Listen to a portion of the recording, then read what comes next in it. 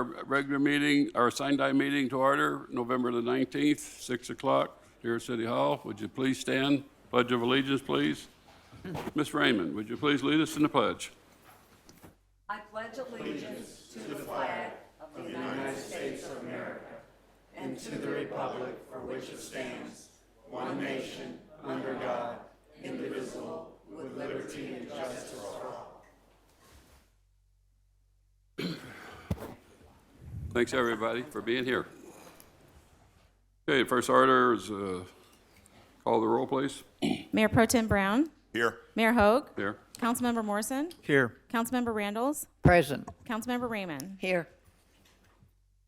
Okay, I have public participation. We only have one card, and that belongs to, Mayor, before public participation, there are a couple of discussion items that are on this agenda. They are public items for discussion number 6, 7, and 8.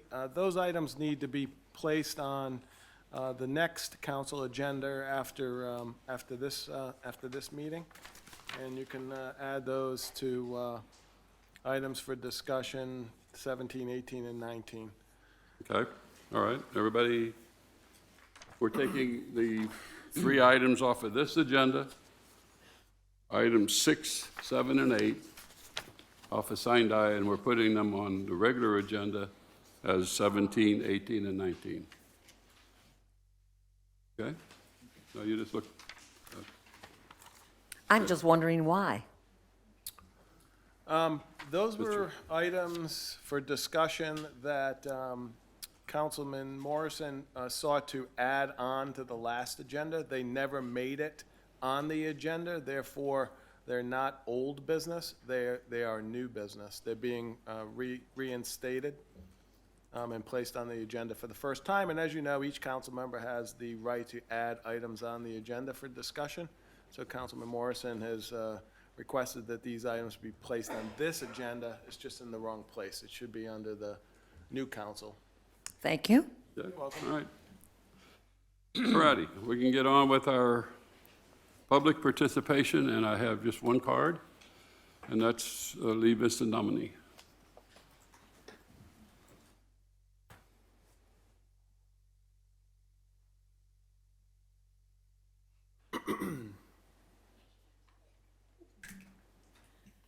Good evening. I want to thank all of the council people that are presently council.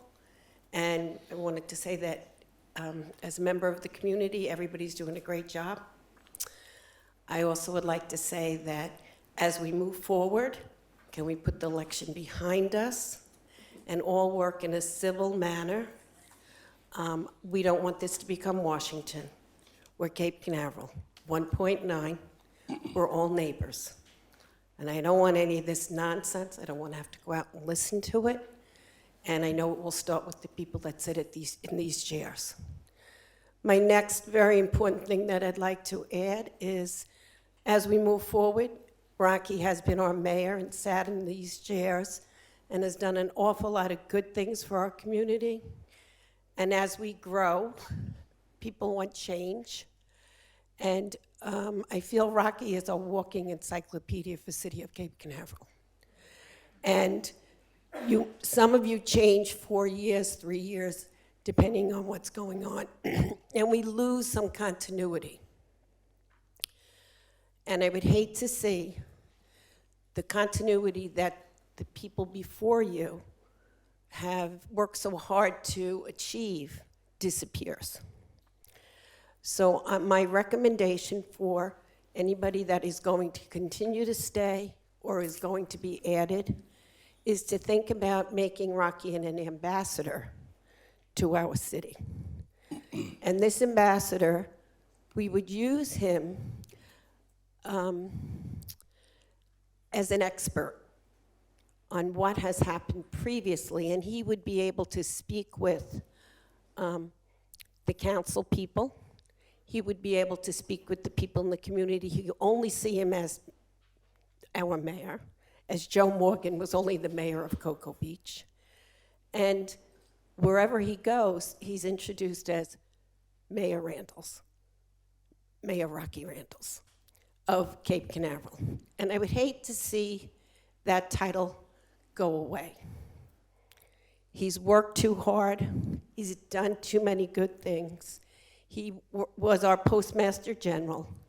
Wherever he is in town, he has this little pad.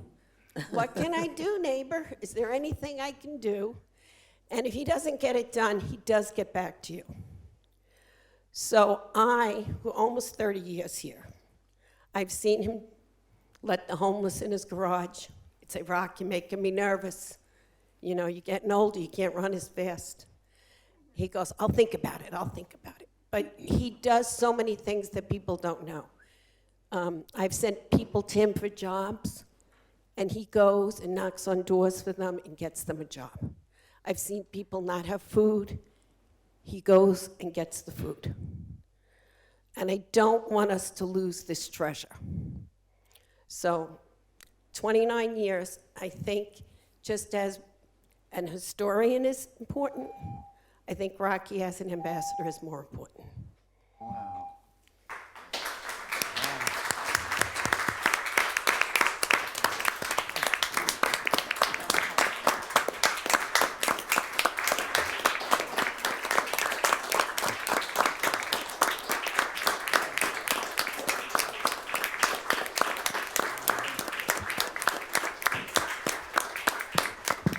Wow, this is really humbling. Lee, thank you for the testimony, and I just hope we've been a help along the way and solved some problems. And I hope we're still in the background and can offer some assistance. So I intend to be here. We're going to paint the house, redo some things that hasn't gotten done in the past 30 years, and that needs to be the house is saying, you've neglected me for 30 years, person. Come finish painting the outside.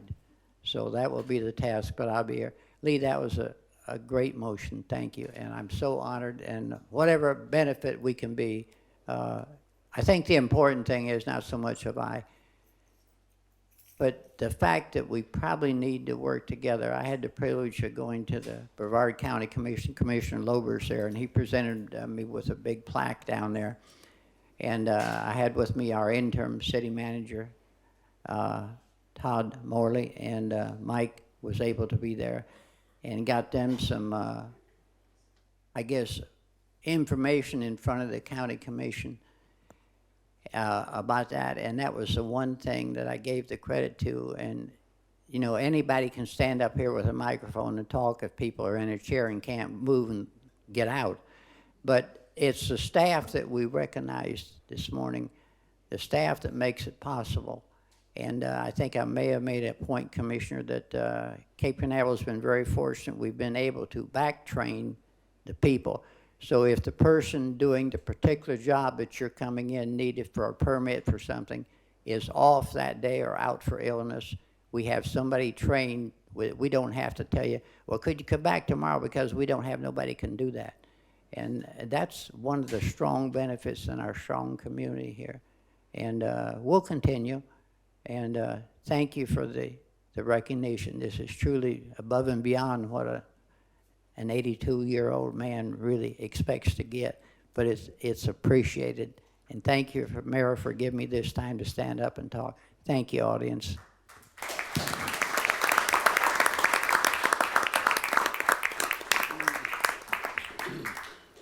We'd like to take a minute. I forgot, Mr. Lober is in the audience. Brian, would you mind? This is our County 2 Commissioner, Brian Lober. Thanks for coming, Brian. Thanks for being here. Yes, sir. Appreciate it. Okay, we have 2 items on the consent agenda. If we need a motion to remove or approve. Anybody would like to do either? I make a motion that we approve items 1 and 2 for consent agenda. I second it. We have a first and a second on consent agenda. Would you call the roll, please? Mayor Pro Tem Brown, 4. Mayor Hogue, 4. Councilmember Morrison, 4. Councilmember Randalls, For the motion. Councilmember Raymond. Or, We will move on to public hearing and the ordinance number 15, 2019, public recreation and conservation zoning, second reading. Mr. Gorgonese. Ordinance number 15-2019, an ordinance of the City Council of the City of Cape Canaveral, Florida, establishing public recreation and conservation zoning districts, providing for the repeal of prior inconsistent ordinances and resolutions, Incorporation into the code, severability and an effective date. This is second and final reading of this ordinance.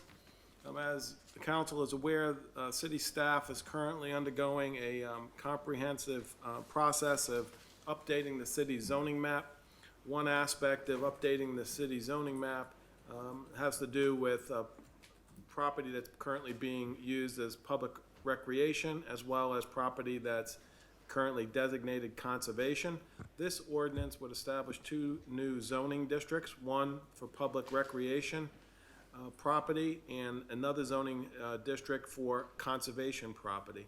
The intent is that once staff moves forward with the rezoning, and this ordinance is in place, certain property, public properties within the city will be rezoned public recreation and conservation accordingly. At the last council meeting, council had some comments, directed a few changes be made to this ordinance, particularly regarding amphitheaters and dealing with restaurants. Several revisions to the ordinance has been made since first reading. I'd be happy to answer any questions regarding those revisions. They are, I think, adequately spelled out in the agenda item in the summary format. Mayor. Thank you. Thank you. Council? Have it before us. We had this last month, and as Mr. Garganese stated, we made some changes as to the ordinance that we wanted, and it's up to us. I don't have a problem with it. I think it's something that we should have probably done quite a while back. Mayor, if I may, and I'm reading simply from the very beginning here as a one sentence, but I think it just about explains everything.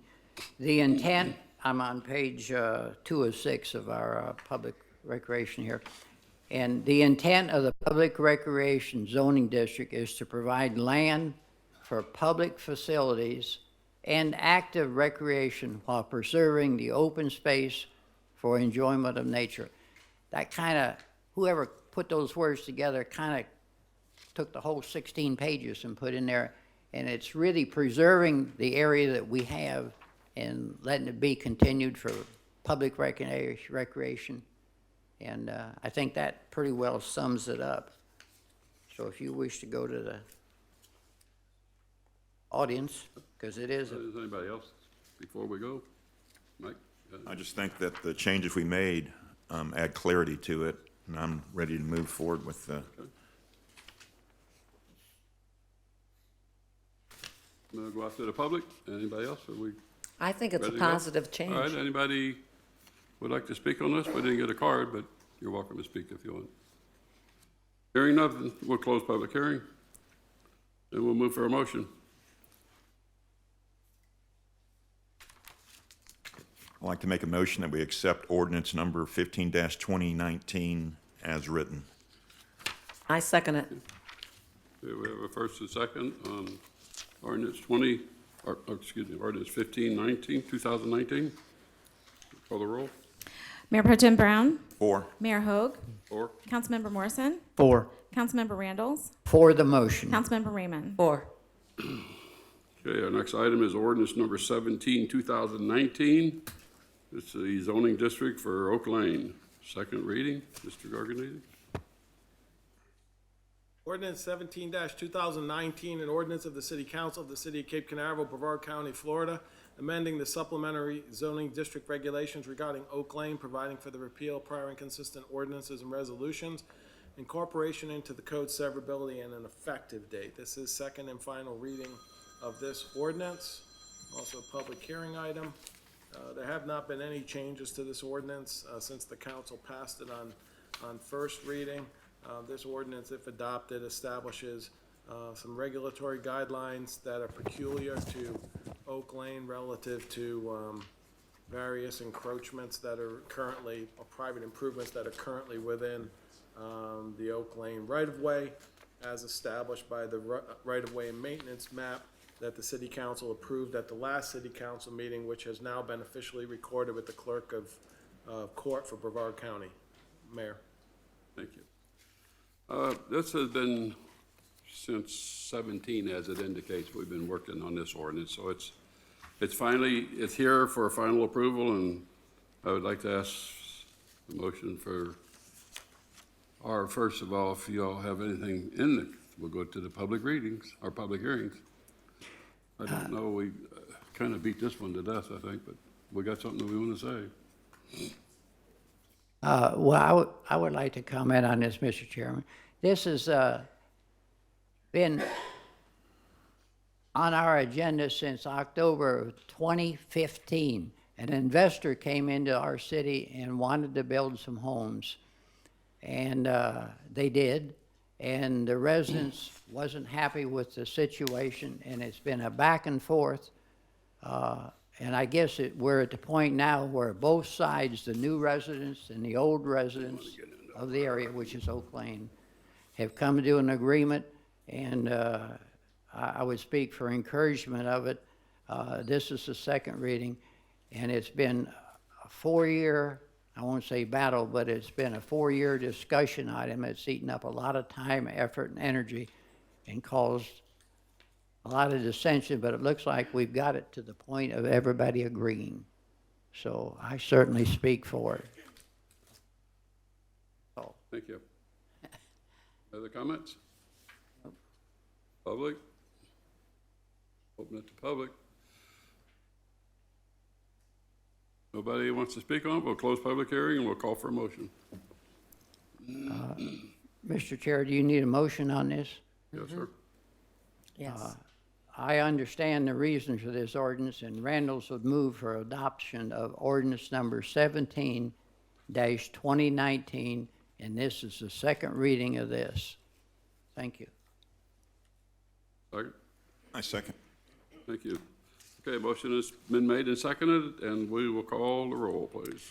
Mayor Pro Tem Brown, 4. Mayor Hogue, Or, Councilmember Morrison, 4. Councilmember Randalls, For the motion. Councilmember Raymond. 4.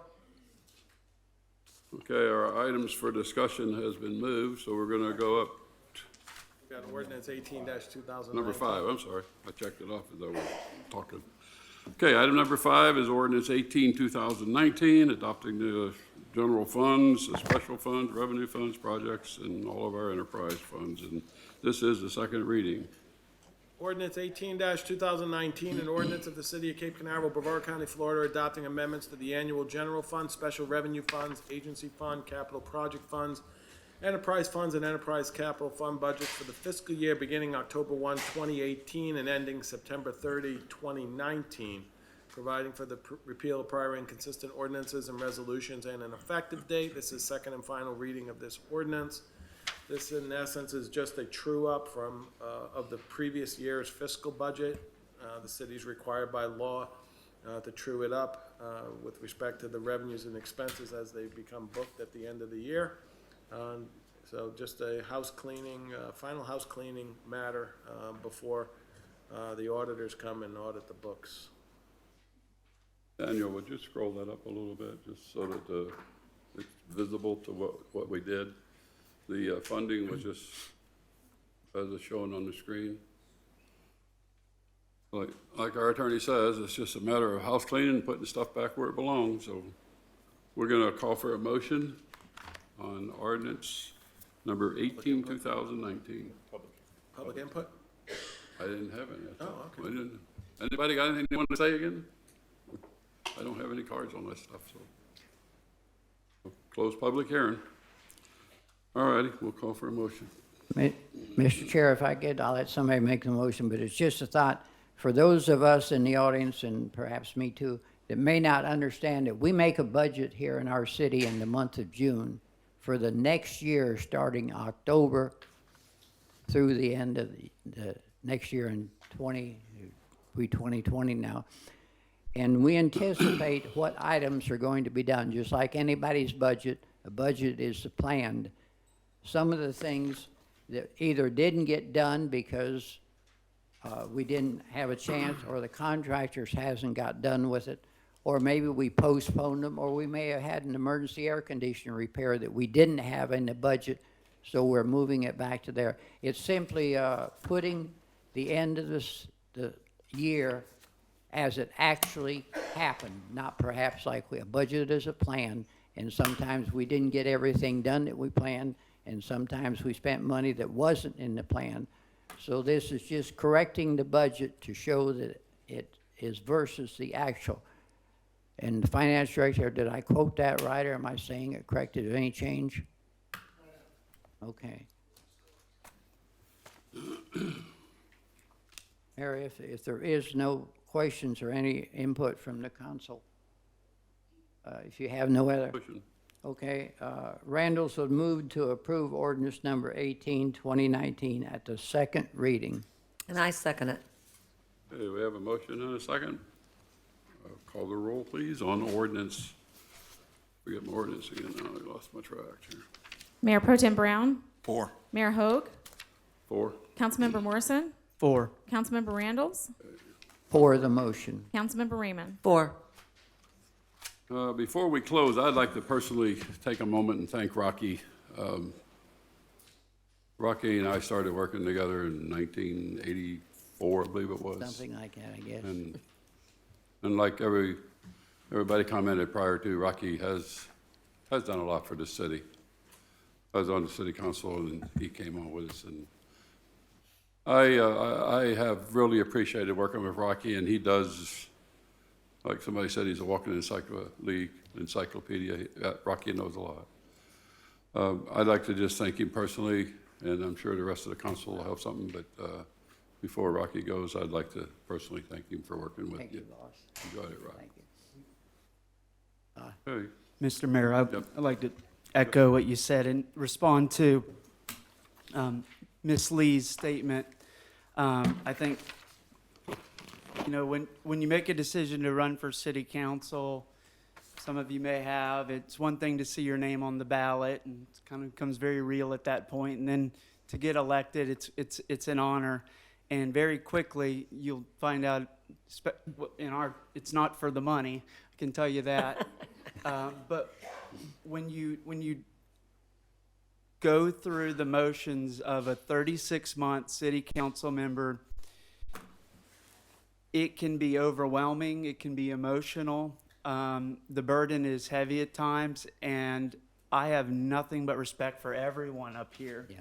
And to think, whether we get along or not on certain issues, we try to attack the issues, not the people. That's beside the point I want to make. To do it day in, day out, over 3 decades like you have, Rocky, is just absolutely incredible. And it's to get up and to go back out every day. There's no doubt that you are a leader for this community. You're, in many respects, a role model to me and many citizens, that if you've done anything, you've paved the way and wrote the definition of what a servant leader looks like. And I just want to echo what our mayor said and thank you very much for everything you've done, the principles that you've stood by, and you will be missed, but I hope that you stay close, because I know that I need to open that encyclopedia from time to time, and it will be refreshing to go down Central Avenue outside of the Sunshine Law and have a conversation with you. And I want to just add in here what Ms. Lee brought up there, and if this council is willing, I would like to move to direct staff to begin the process of defining whatever it's called is not as important to me, but some sort of role that Councilmember Randalls can play in ambassador, something of leadership to serve in the capacity, and that the city would get behind in a small scale to attend events. There's so much going on in the community that Rocky would be the best person to go to, just due to his knowledge about the city. He would represent the city in a very professional manner. And I know you've elected us to do it, but you can't do it all. And to have somebody like Rocky with the knowledge to go on behalf and to bring it back to this council and for future generations, as long as you're willing to do it, and to share and to report to the council, I think that we would all benefit from that. And whatever else the staff can think about this roles and responsibilities of the first ever city ambassador. Todd, I think you and I had briefly chatted about something, and if that's something you would be willing We did, yes. As I understand it, if there's consensus among the council, staff will work with the city attorney towards an agreement of sorts to work out with Mr. Randalls and his continued involvement with the city in an advocacy role. Wow. Well, if it matures, I understand that there's no compensation, money, or You read my mind. we need to be real clear that if indeed I do it, it's not for, there is no money and no compensation and no retirement, and it's just, I'll share my garage with you. That's where all the records are. I'd like to reiterate, kudos to Rocky. And I don't think that there is anyone in Brevard County that is more recognizable than Rocky Randalls wherever he goes. And I know that he likes the term Mayor Emeritus. And if that's what he likes, I think that's what he should get. I don't think a lot of people know that Rocky goes back and forth to Orlando. He goes back and forth to Melbourne, to the TPO. At one time, he was sitting on 53 different policy committees around the state. And to me, that's amazing because I'm tired already after only 2 years. And it really is quite a bit of work. And I didn't really expect my retirement to be spent this way, but I've enjoyed it very much. And I just can't get over what Rocky has done, and that garage is just filled. I mean, it's like a library. And if anybody's ever seen Rocky's garage, it looks like a library. And if you want any information about Cape Canaveral or Brevard County, certainly you can find it there. So kudos to Rocky, and if he wants to be called Mayor Emeritus, I'm all for it. And there's really no better advocate for the city than Rocky Randalls. Thank you. Let's get on with the meeting, can we? Bob? Mayor, do you need a 2-3 minute break for me to clean a chair and? We got Michael. I'd like to get a chance, Rocky. You know, I guess all the council could use a little of Rocky Randall's in their Hold on. in their disposition or composition or whatever you want to say. But I can remember back in 2005 that I had an issue at my association, and Rocky came over and helped us take care of it within a couple of days. And I was telling my wife after talking to Rocky that he basically said, he was saying, "Good, how you doing, neighbor?" And I was oblivious to that he calls everybody that. So I was under the impression he sure knows a lot of people, that he addresses all of them, but everybody's good, like, hello neighbor, goodbye, or goodbye neighbor, or whatever. But Rocky, I just want to take my hat off to you. You've been an example for the citizens of Cape Canaveral, for the young kids. I see you everywhere, and I just want to say, if I can just follow in your footsteps or just do half of what you do, I will accomplish something. I just want to thank you once again. Thank you. Thank you.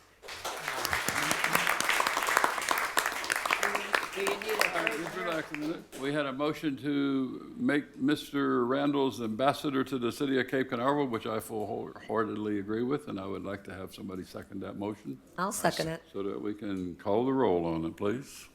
Wow. Randall's ambassador of Cape Canaveral. I think the motion was to direct staff to define the role. Yeah, come up with some Come sort up of with some proposal, sort of whether it's proposal, what whether it's Councilmember Raymond. ambassador or mayor Give him emeritus. some sort of duties. Right, give him something to He ain't got do, enough already. other than clean his garage. When it's ready, we bring it back and Yep, we yep. consider it. And We just- Absolutely. Okay. Is that good enough? It was been seconded. Okay. it's been Mayor called, Ti- second. Mayor Pro Tem Brown, 4. Mayor Hogue, Or, Councilmember Morrison, For Councilmember Randalls, For the motion. Councilmember Raymond. Or, thanks, Rocky, for all you have done, sir. Wow. All right, we're going to take a brief break. We have to switch some names around and take us maybe 2-3 minutes, whatever. We're going to adjourn this meeting, and then we will take a break.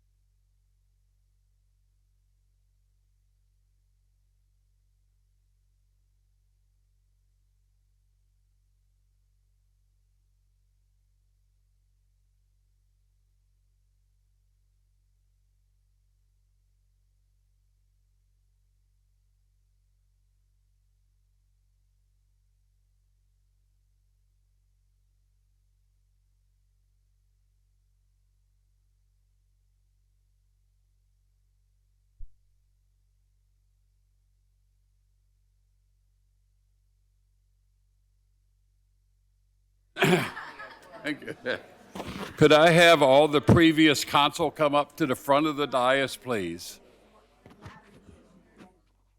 All the council members, please come to the dais.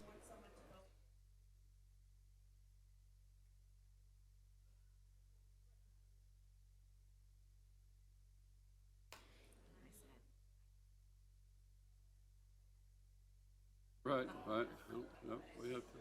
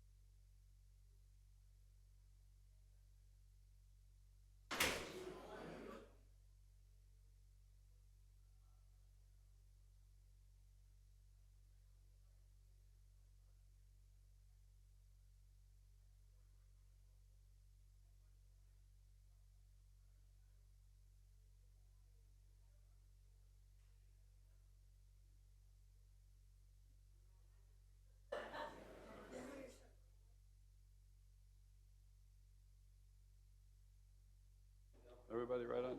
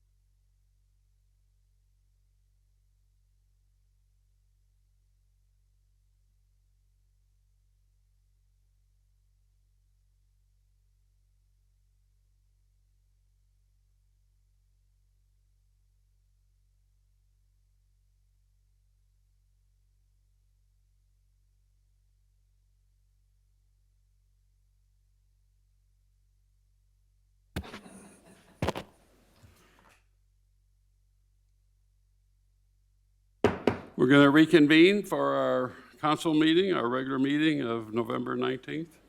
And would call the roll, please.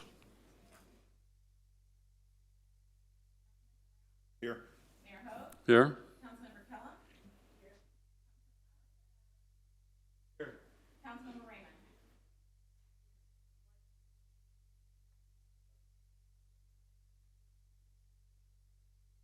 Okay. First order on the thing is the oath of office. Ms. Kellum and Mr. Brown. Mr. Gargany, who's going to do first? Brown is on the Mr. Brown. first on the list. There you go. Mi- Mickey, is your husband here? Oh, okay, I got my wrong glasses on, okay. Look, it's.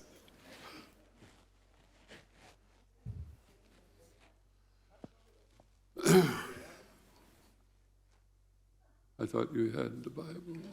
I don't think there's one up here. Oh, geez, they don't have a Bible. No, no. I thought you all bring it. I'm sorry. I didn't know. I thought you said he wasn't bringing it. Got an app. An app.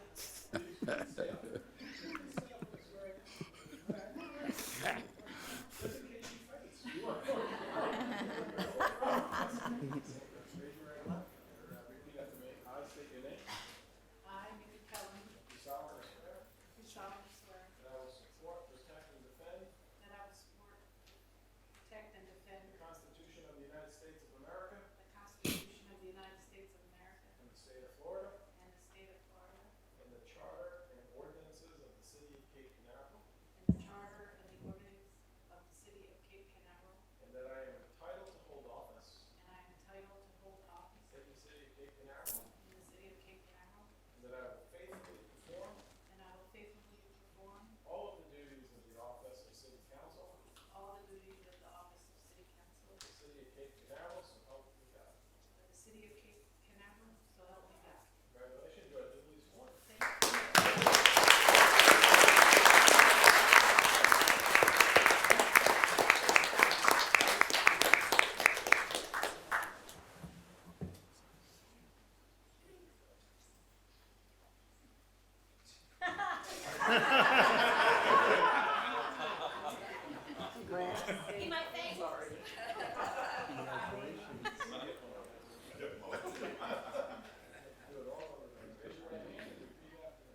I state your name. I, Mike Brown, Do solemnly swear do solemnly swear that I will support, protect, and defend that I will support, protect, and defend the Constitution of the United States the Constitution of the United States and of the state of Florida, and of the state of Florida, and the charter and ordinances of the city of Cape Canaveral, and the charter and ordinances of the city of Cape Canaveral, and that I am entitled to hold office and I am entitled to hold office in the city of Cape Canaveral, in the city of Cape Canaveral, and that I will faithfully perform and I will faithfully perform all of the duties of the office of city council all the duties of the office of city council of the city of Cape Canaveral, Florida. of the city of Cape Canaveral, Florida. So help me God. You're duly sworn again. Thank you.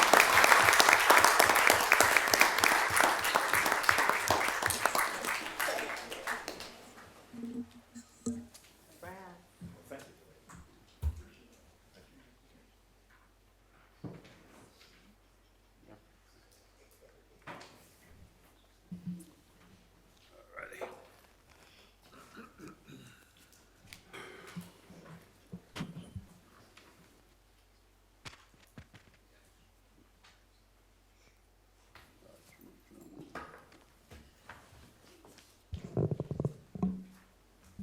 Mr. Randalls.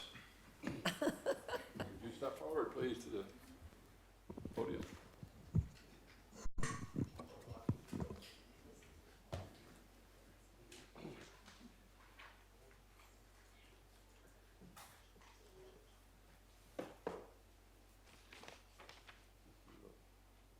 Love letter. Step over here. Wow. We heard it before, we're gonna hear it again. Rocky Randalls was elected on November 8th, 2016 to serve a 3-year term to the City of Cape Canaveral Council. But prior to that, 1987 to 2015, Rocky was elected to serve on the City of Cape Canaveral, and he served 18 of those years as mayor. That's Michael.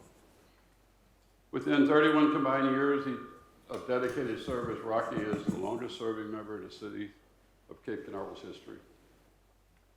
Prior to City Council, Rocky served on the city's planning board and also as board vice chairman. A retired U.S. Postal Service postmaster with almost 40 years of career service, Rocky has been a resident of Cape Canaveral for 4 decades. And he has served on the advocacy role of the federal, state, and county levels in many boards as directors, community and associations of both governmental and private organizations. I can say for a fact, I've been to Rocky, or up to Tallahassee many times with Rocky. We would run around, Rocky, let's go here, let's go here. And I'm like, one time I was up there with him on crutches, and what a thing that was. But he was around that rotunda 30 times, and before you could blink an eye, and there was somebody on the other side of the rotunda, oh, hey, Rocky, Rocky.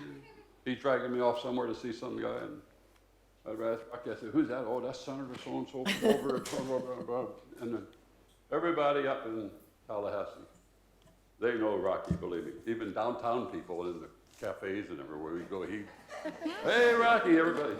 But anyway, Rocky, it's been a great pleasure. I've known Rocky since 82, I guess it is, somewhere. And we have a little token of the city's appreciation for you to take with you in memory, and of course, you'll be back again, so. Wow. It's very heavy, so don't drop it. Something in a little old voice. City of Cape Canaveral, 31 years of service, city council. People, Right, watch thank it. you. I got it. Thank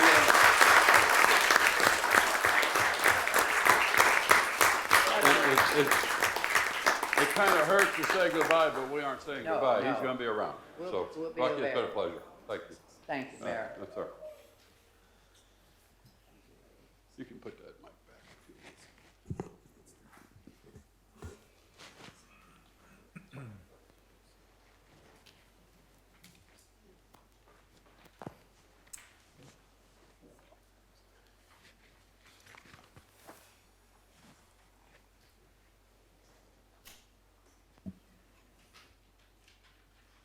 All righty. We have some more presentations and later. We got selection of Mayor Pro Tem, and public participation would be next. I was just looking at the presentations. All righty, we have the next item on the agenda is our selection for our Mayor Pro Tem. This office is somebody that, when I'm not around or whatever, I have delegated quite a few things to Mike this past couple years that he's been serving.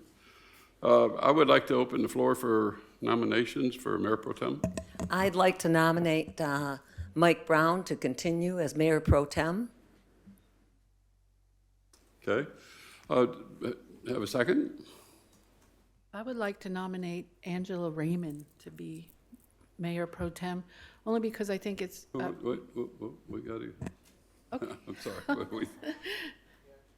I would like to second Mike's nomination, but then we have an open floor. You can nominate if. okay. I just think that, Mike's been Mayor Pro Tem for the last couple of years, and it would be nice to rotate the position. And, I know Angela hasn't been Mayor Pro Tem or Mr. Morrison, and I just think that maybe we could rotate it. Okay, you nominating, I'm nominating Angela Raymond. okay, we have a second? Actually, the floor is open for nominations. Once every council member has an opportunity to make one nomination. Then you close nominations, and then you would vote on one of the nominees. Since you currently have two nominations that have been presented. So you're saying we can't. Well, are there any other do any of the other council members want to make a nomination? If not, then you close nominations, and then you have two nominees currently on the floor, Ms. Raymond and Mr. Brown. And then you have to select one of them under Robert's rules. Right, but I'm saying she made a nomination to nominate Ms. Raymond. But we have to have a second on that, do we not? No, No? no. It's a two-step process. So we just, So he just calls the vote for one of the nominations, then runs back through and calls the vote again for the second nomination? Once each council member is afforded an opportunity to make a nomination, then nominations are closed. And then the council technically deliberates and selects one of the nominees to serve as Mayor Pro Tem. And that requires a motion, a second, and a majority vote. yeah, right. So we got, okay, if nobody else nominates, close the nominations, and we'll just start a discussion on, I guess Mr. Brown's the first one to be nominated, so. I would support Mike for the mere fact that, yes, I know rotation is a good thing too. I served as Mayor Pro Tem for 12 years running when I was first served as city council. So I know that it's good but when you do things and you get it into the mill of how you go about getting it, I don't have a problem with rotating. And I would like to keep Mike on as the mayor pro tem this year. And then next year, Mike probably will be ready to turn it over, but that's up to Mike. And I have no problem with anybody serving as mayor pro tem. But I feel like I called Mike once, like a beckon, just at a moment's notice, and he took care of a problem where I couldn't go. So those kind of things are what you got to look at, and hopefully it helped. The other day I had the same thing, and I talked to interim manager, and I said, please send somebody quickly. So I had a problem I couldn't do, but I was going to do so. And it was taken care of. But anyway, this is what happens under this, and sometimes there's events that you don't get that quick notice. You maybe have a couple weeks' notice to take care of a problem, but it's an important position, but I think anybody can fill it, but I feel like right now that I would like to stay with my personal feelings with Mike. But I would, next year, yeah, I think next year we'll get some rotation into the thing. I don't have a problem with that. Because I was glad to get out of the rotate and get rotation going, because why it kept happening that way, I don't have a clue, but it did. But anyway, that's my say. It's up to the council. I would support Mike, and I would support Angela also. So if the other people feel however you feel. I rest. I rest. Oh. I'm sure he'll support himself, but you people, you say what you want to say. We'll go from there. Only thing I can say is I think both of us will do an excellent job, and if it's Angela or me, I have no issues, and I have no problem continuing as mayor pro tem. I would just like to say that Mayor Pro Tem has done a great job, and in researching councils, I saw that other councils in other cities just rotate the Mayor Pro Tem, and I just think Angela does a good job in the city. She's involved in a lot of different things, and I think that giving her the chance to be Mayor Pro Tem would be something positive for the city, and I think she does a good job, and she would do a good job as Mayor Pro Tem. Yeah, I think the rotating makes a lot of sense. I think that's what the county does. They rotate the chair in and out. Maybe it's a appointed position, but it's something that Mike served for 2 years in that role, and anyone who seen the meetings, we've certainly had some rough ones, but moving forward, if nothing changes, nothing changes, and I think I think it would be a good idea to take action and consider Councilmember Raymond to fill that role moving forward. And I think we both we both come to our elections in this 2020 year, and so it'd be deciding on what your future, kind of one of the last opportunities as well for you. So yeah, I think that's in the spirit of trying something new. I think that would be a good idea. This is a balancing act. I have mixed feelings. Of course, I would be honored to be mayor pro tem, but I'm the one that nominated Mike Brown to continue in this job. And it's up to the council to decide. Whatever the council decides, I think is fine with me. And thank you very much, Mickey and Wes. I appreciate that. Thank you. Feels like we're right back to where we started.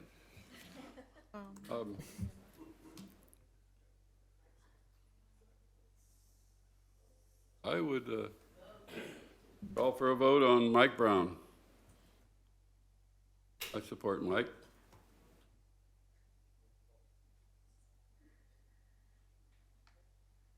Brown? What's that? We're voting on you. Would you vote for yourself? Oh, I didn't.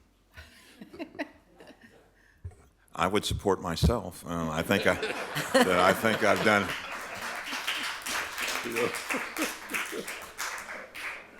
Can't say that I you know, blame yeah, I think regardless of I think this is not a slap in anybody's face. I think I've done an excellent job. I think I support and represent all the people in the city quite well. And I think that even if Angela is selected, I have no issues with that. I would like to continue, but hey, let the council decide and we can go from there. Okay.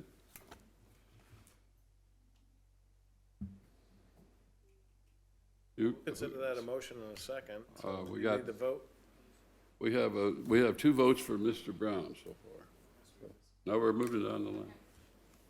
Do you want to do it, Mia? You want to just call the roll for Mr. Brown? Yeah. Yeah, let's do it. Go ahead. Mayor Pro Tem Brown, For Mayor Hogue, 4. Councilmember Kellum, Against? Councilmember Morrison, Against. Councilmember Raymond. Kidding me?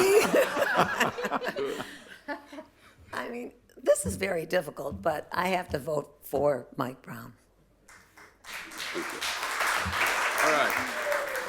No, nothing wrong with the way it come out. I know I've seen that happen before. Mrs. Walsh got put in that position. Did she not, Rocky, one night? So it happens that way. But anyway, next year it will be, you know, I have to win the election first. well, okay, well, anyway, I have no feelings either way. I just know what Mike's done, and if Mike wants to continue, fine. But if Mike says, I don't care for it, then I'll move on. But I will move on anyway. But thank you, and we'll move on. Congratulations, Mike. Appreciate it. Thank you. All right. Public participation. I didn't get any cards. If anybody wants to speak on anything that's not on the agenda, you're more than welcome. We'll close public participation. Presentation and interviews. I need my microphone again. Oh, I don't need my microphone. I got one up there.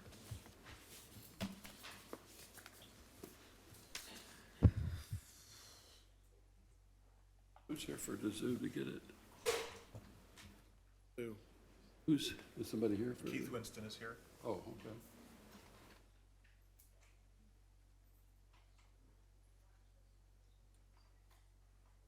Winston.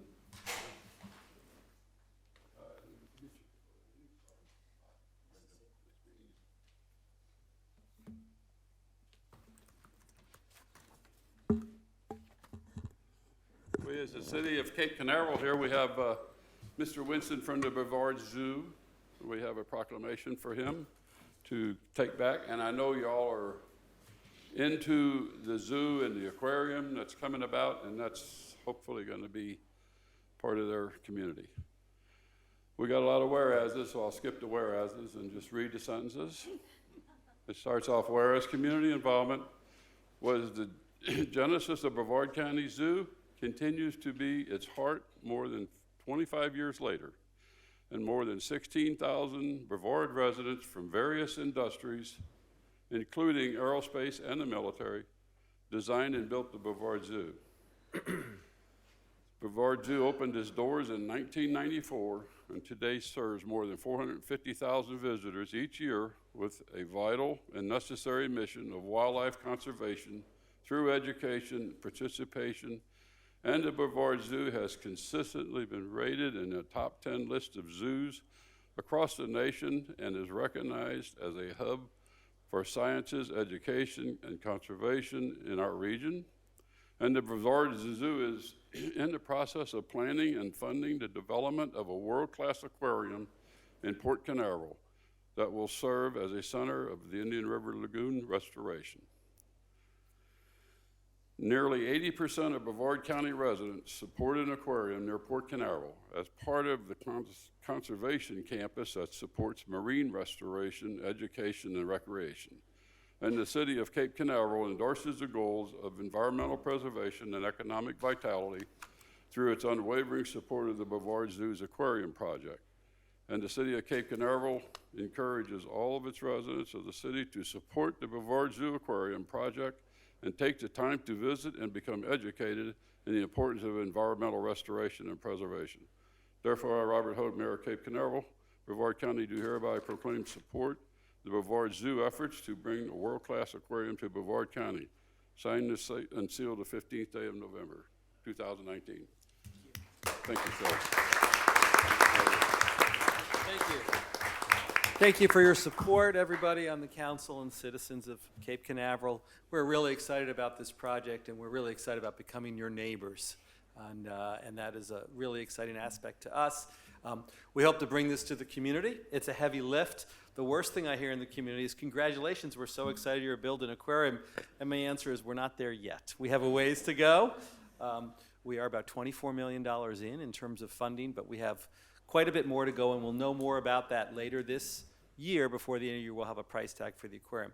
We've already started talking to the city and to your plans in terms of a boardwalk system and a kayak trail that we hope the aquarium potentially can support and connect to for the citizens here and for tourism, and really keeping a watchtower on the Indian River Lagoon, which defines so much of what we do. So thank you for your early support.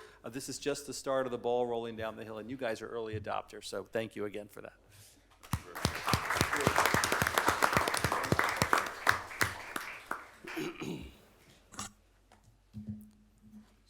All right, another presentation has to do with Certificate of Achievement for the financial reporting for the city of Cape Canaveral. And is Zach here, or who's, oh, you're gonna, John. I know who you are. I didn't know who was gonna be. All right, this speaks for itself. This is excellent. Here, you hold that. I got some more papers over here. It's the award from it's the award to the financial department of the city of Cape Canaveral from the Government of Finance Office of the United States and Canada. This is awarded to the city for its excellent financial support, endeavors, and all we do. And it's all because of this gentleman and his staff. I believe he received it last year. And a couple of years before that. I'm just kidding you. Yeah. So, thank you, John. Thank you for your great work. I'm sure you want to say something. Go ahead.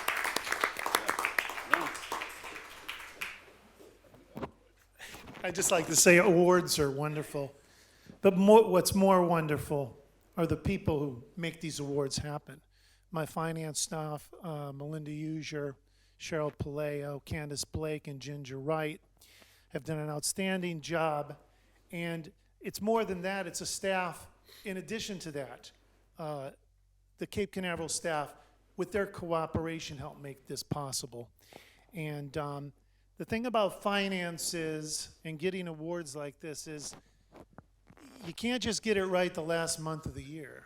You got to get it right from the first day of the year to the last day of the year.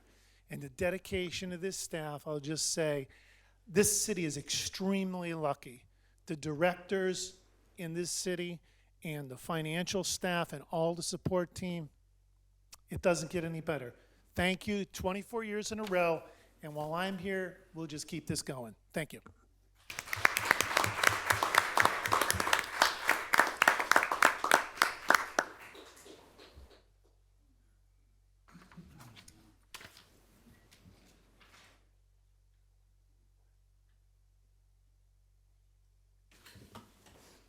Years, that's a long time. Isn't it, Rock? He's busy reading. All right, we'll move on to consent agenda for our meeting here, our regular meeting. We have 4 items on it for approval, or does anybody care to remove one? Are we doing these two right now? Later. Okay, We're in the consent agenda, which is right after presentations and interview on the first. gotcha. You there? Okay. We have those, number 9, 10, 11, and 12. Nobody cares to remove. I would like to remove number 12 for discussion. Okay, number 12.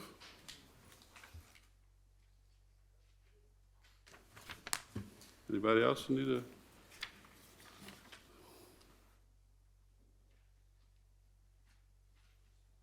We'll call for a motion to pass 9, 10, and 11 if nobody wants to remove. I move that we pass 9, 10, and 11 on the consent agenda. Second? Second.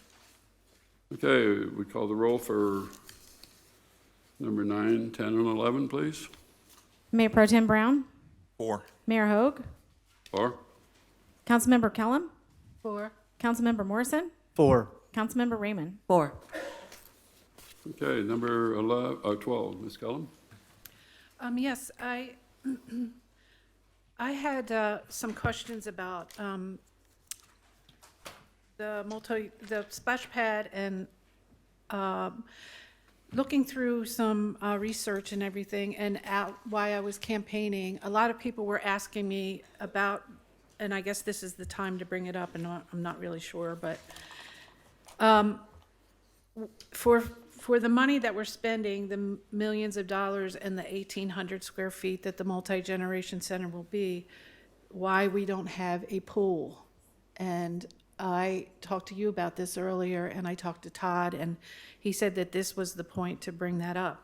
A lot of people I've talked to out on the campaign trail would like to see a pool inside, not a giant Olympic-sized pool, but something where seniors could do aqua-size classes.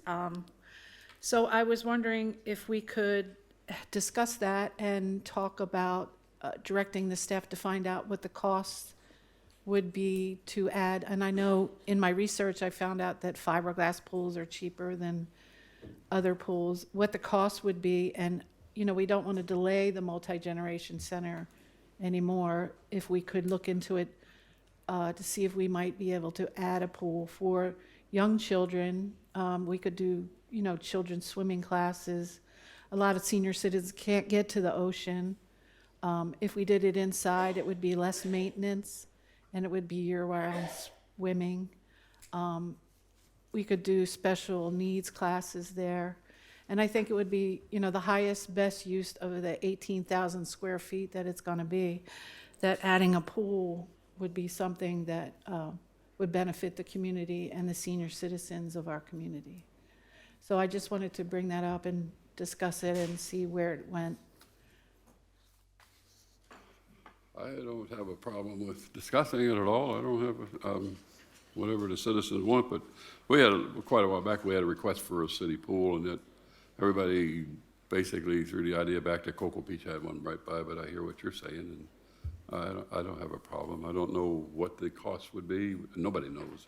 Could what we, the I delay- mean, I'm not sure how the process goes, but do we direct the staff to find out if we could add it and, you know, it would not delay the Well, it would multi-generation take center? redesign of the building for sure, And- part of the building to do Yeah. that. But I mean, Mayor? I don't know, I'd like to see the other council. We have just a small little technical issue here. The motion that passed, they passed the consent agenda, item 12 was pulled off based on the motion. Item number 12 is the council schedule. The item regarding the center was approved. That was item number 11. Well, we got to item 12 pulled off because the budget was I have this. what it was, but now we're discussing putting something back onto something that's, I'm just, we're just a little confused over here. Her, well, I actually do want to talk about the 12 you pulled, but the schedule a brief thing, but her agenda item numbers are off, it looks like. That is her number 12. approved the budget. Is this something we could Oh, I didn't maybe, get Well, we got into a discussion of adding a pool. It's approved the proposed 2020 budget, city council meeting, you know, the regular budget meeting schedule. But I don't know, we got into a discussion of a pool in the, Yeah, on my facility. agenda, it's the pool. I mean, the multi-generation splash pad. On this agenda, it's something else. I have number 11, approve final design for the architects. But That's what I have. Oh, okay. Here's the big item draft. 12 is what you pulled, Yes, but and Councilmember that's the Kellum, budget. my 12 and this 12 are I different. believe Councilmember Kellum has the draft agenda. Oh, And they were yes. renumbered subsequently. Oh, okay. Oh, okay. I'm sorry, I didn't, So you then I messed it up. you pulled the wrong. What were you were intending to pull? I was Item in- 11? 11, yes. Yeah, so may I suggest that we allow Councilmember Kellum to bring this up under council reports for discussion? Oh, okay. And then we can move forward with item We'll 12, go which back is to our agenda. the schedule. Would you pull your removal or put it back on Yes, that's for fine. approval? Item 12? So we can approve. I actually was going to make the motion to pull it. I do have one thing I want to talk about the schedule, item number 12. Oh, okay. Just a brief thing. I think on the January 21st meeting at 6 p.m., that is the Brevard delegation meeting. And I remember last year, I hated to miss that. We had a city council meeting on that night, and, you know, a lot of the cities were there. I know Space League of Cities, a lot of political policymakers in one room. That was the opportunity to advocate for the things that are good for Cape Canaveral at the state level. And I wanted to, first of all, if that is so, can we move it so this council, all of us, have an opportunity to go to that? That was the only thing I wanted to bring up. Wes, is the meeting going to be that same night? Do you know yet? Is it scheduled for that? And is that in Tallahassee? No, no. No, I think it was in Melbourne last Usually in year. Vera at the commission office. Yeah, I have it as Wait, hold it. January 21st. What time, though? Is it during the morning, maybe? It was just, my wife actually brought it up and said, that's the night of the delegation meeting. You might want to ask about that. And so that's the last I got to it on the way out the door. Just wanted to bring that to our attention.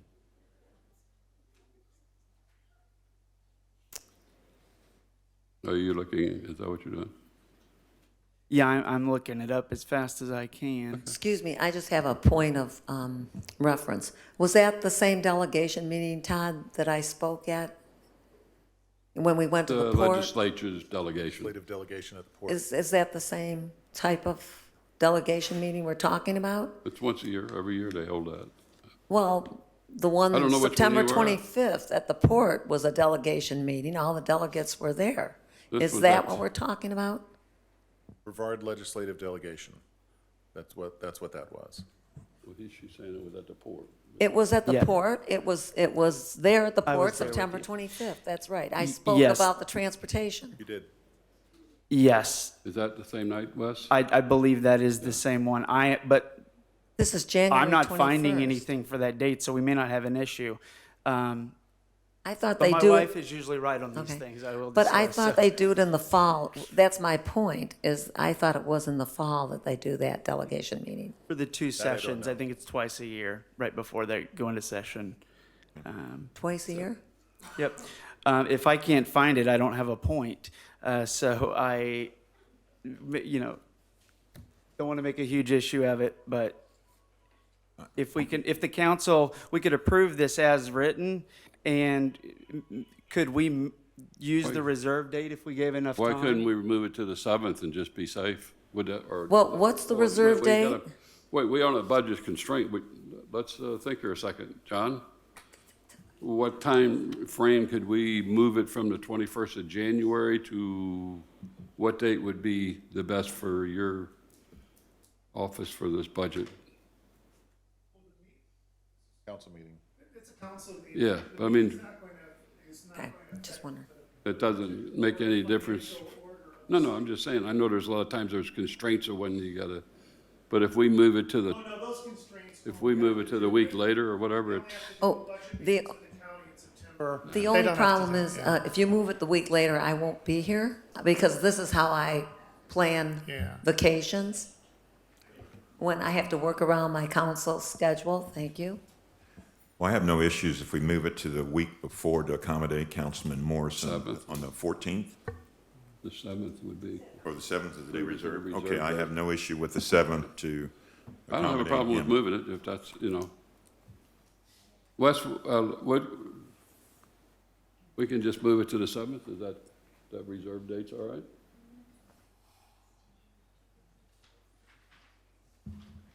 Anthony? You'd You have to wanna be wait involved until- also, so, I think the point is, the Brevard delegation may be meeting on January 21st, 2020. Why don't we do this? Why don't we try to confirm what that date is after the meeting? If they are meeting on the 21st, then what I'm hearing is the council will meet on 1/7, which is the reserve. If they're not meeting on the 21st, we'll hold the council meeting as stay on the 21st. on the 21st. Yeah. Let us sort out, because I can't find anything about the meeting either. The one thing I found was League of Women Voters, thankfully, they're always on it. They've got, actually, I'm seeing January 14th, 2020, so we may not have an issue at all. We can, double check, verify, and I think that's a good idea for that point, because I'd hate to move it if it's not needed. Our packet's due the 14th. If you notice the first column there, the agenda packet is due on that date. Maybe that's what your wife saw on the 14th of January. Very well could be. So we'll- I don't think we We have an should be issue all right with on it. the 21st. We'll agree to Yes, sir. that, and if we find out, we'll move it to the 7th. Okay, so I move to Yeah. adopt the 2020 City Council regular budget meeting schedule. And I second it. Okay, so we're back to approving the consent agenda, item 12. Call the roll, please.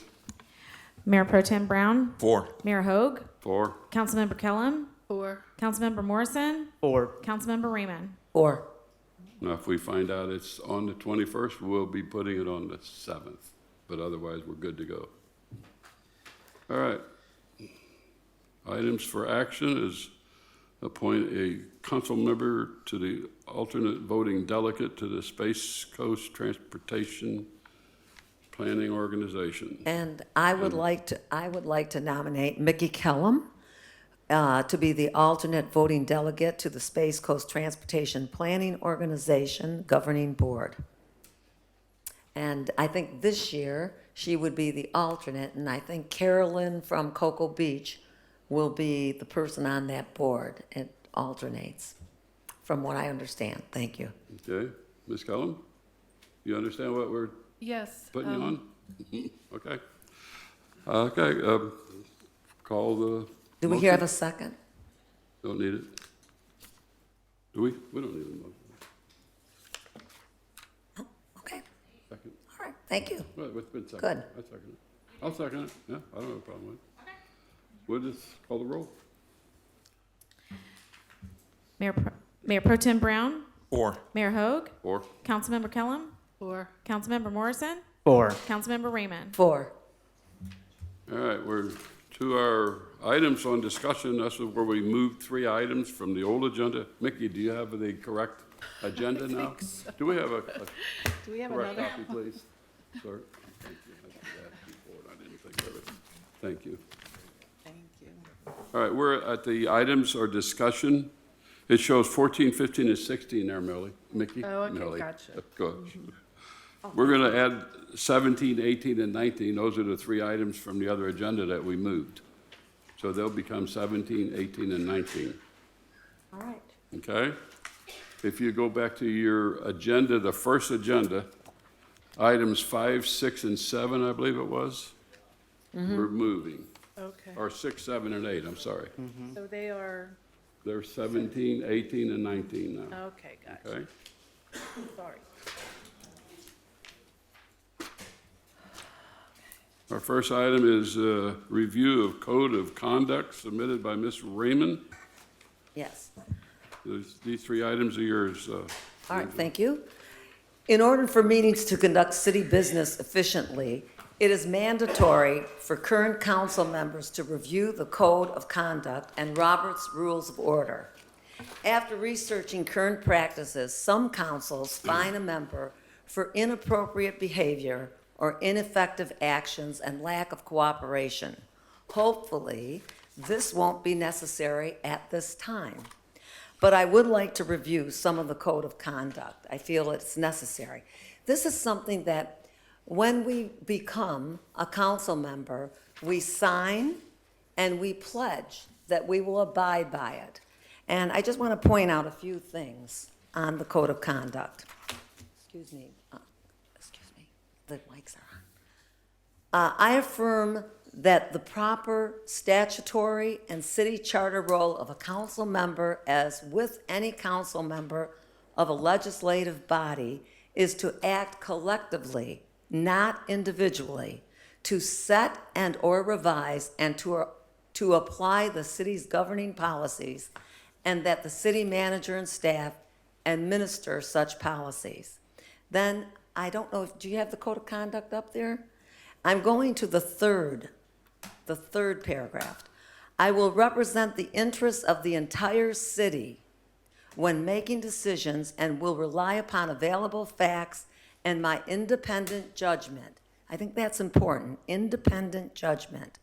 In my capacity as a council member, I will avoid conflicts of interest and avoid using my official position for personal, professional, or partisan gain.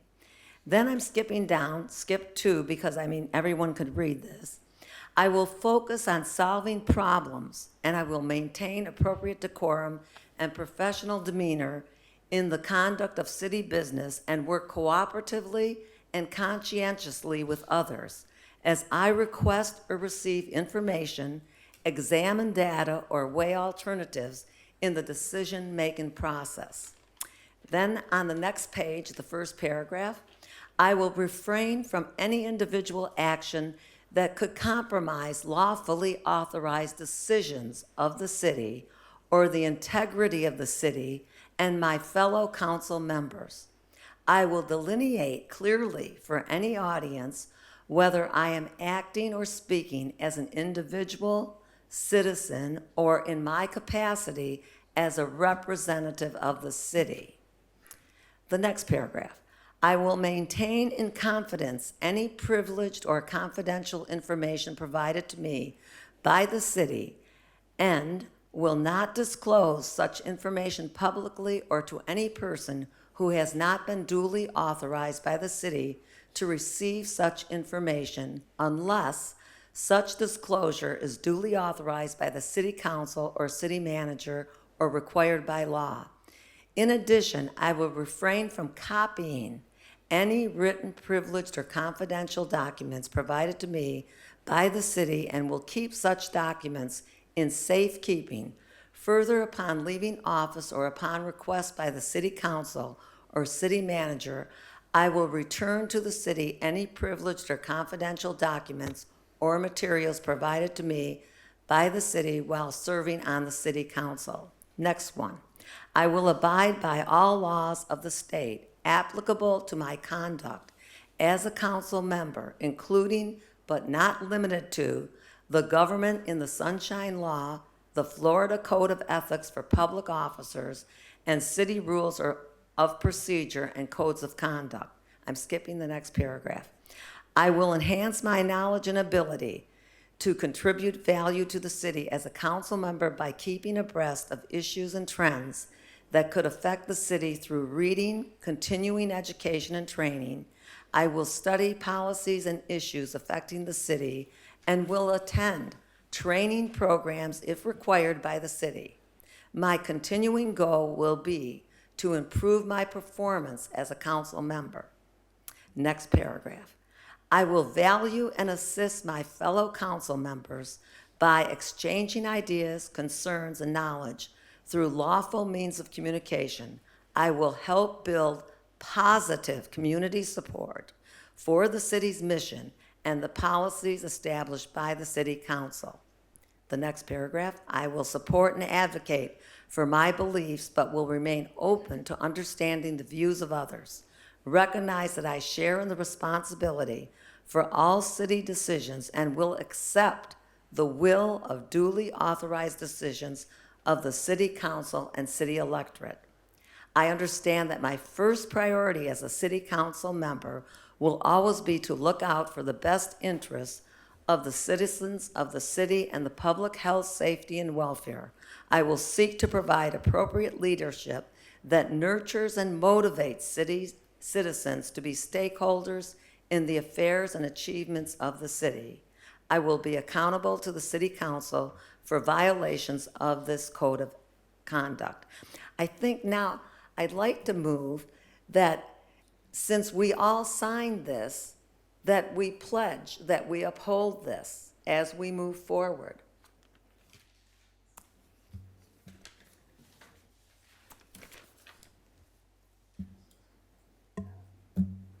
Okay. Any discussion? Oh, that's fine. I don't have any problem with it. All right. I think. agree. Oh, go ahead, Mickey.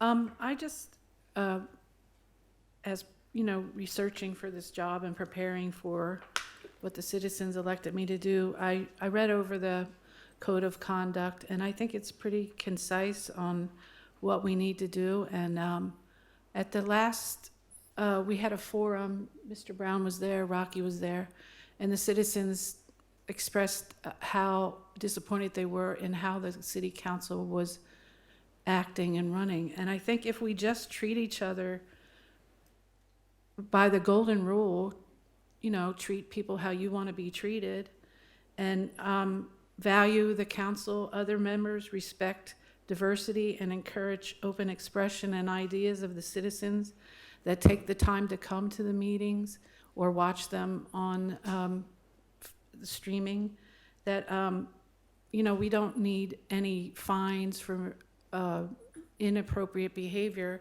We're all not up here for the money, so fining us would not be appropriate. And I just think that, part of the conduct says that we need to act professionally and not use inappropriate statements, which to me includes actions and expressions that do not keep with the dignity and the professionalism of the council. So I think if we just remember that we're here to work for the citizens, the people at the top of this list, that we can do our job that they elected us to do and maintain professionalism and courtesy with each other. That's what I have to say. I totally agree. Do it. I don't have a problem. So, Wes, you want to comment? Or do you think that we should do something differently? No. Okay, you're just wanting to over-communicate this? It's just a reminder. Okay. Just a reminder, and I think that since we're starting a new year and we have a new council member, and it's just a reminder that we've taken this pledge. And I think it's good for the citizens to know that, too. They would take no action on it. We just all heard what you read. Discussion. Thank you. Number 15 is yours, too. Thank you. I feel that the interim city manager is a 6-month position, so we've already got 1 month knocked down, only 5 months left to serve and to search for a permanent manager. We need to direct our HR director to begin a search. This can be done locally and in-house. It takes time to receive applications, review them, select the top candidates, and to secure interviews with the most experienced applicants. I don't feel that there's a need to hire a consultant or a headhunter. I think that we can have no expenses paid to applicants to come here to review or to have an interview. And it does not eliminate, by any means, our current interim city manager, Todd Morley, who is welcome to be a candidate for this permanent position. I just feel that this is the professional procedure, and I think that this is something that the public would support. Thank you. Any comments? Yes, I do. I think that, and I had talked to Todd about this, I didn't see, in the talk on the street, running for office, was that the people want the city manager to have to live in the city. I looked through the codes and everything, and I didn't find anywhere that is a requirement. And I think it would be, as we put the call out for a new city manager, that we involve the citizens by polling them on social media or however the city does it, on if that's an important issue for everyone in the city. Some people say, yes, they want this city manager to live in the city. A lot of people say it doesn't matter to them as long as they're a good city manager, which, you know, Todd's been here 18 years and has a lot of experience. So I think if we put it back to the citizens to poll them on what they want the city manager, after the, you know, the last city manager we had, I think that would be an open conversation with the citizens to have their input in finding a new city manager. Okay. Mr. Morrison, you got anything to comment? Yeah, I mean, there's no doubt that when you talk to the citizens, there is a group that feel very strongly about where the city manager resides and lives. I know that going back to our previous city manager, there was a lot of discussion on his relocation to move here, and I think that it was decided that his intent was to live here. And from that point, I don't know what happened.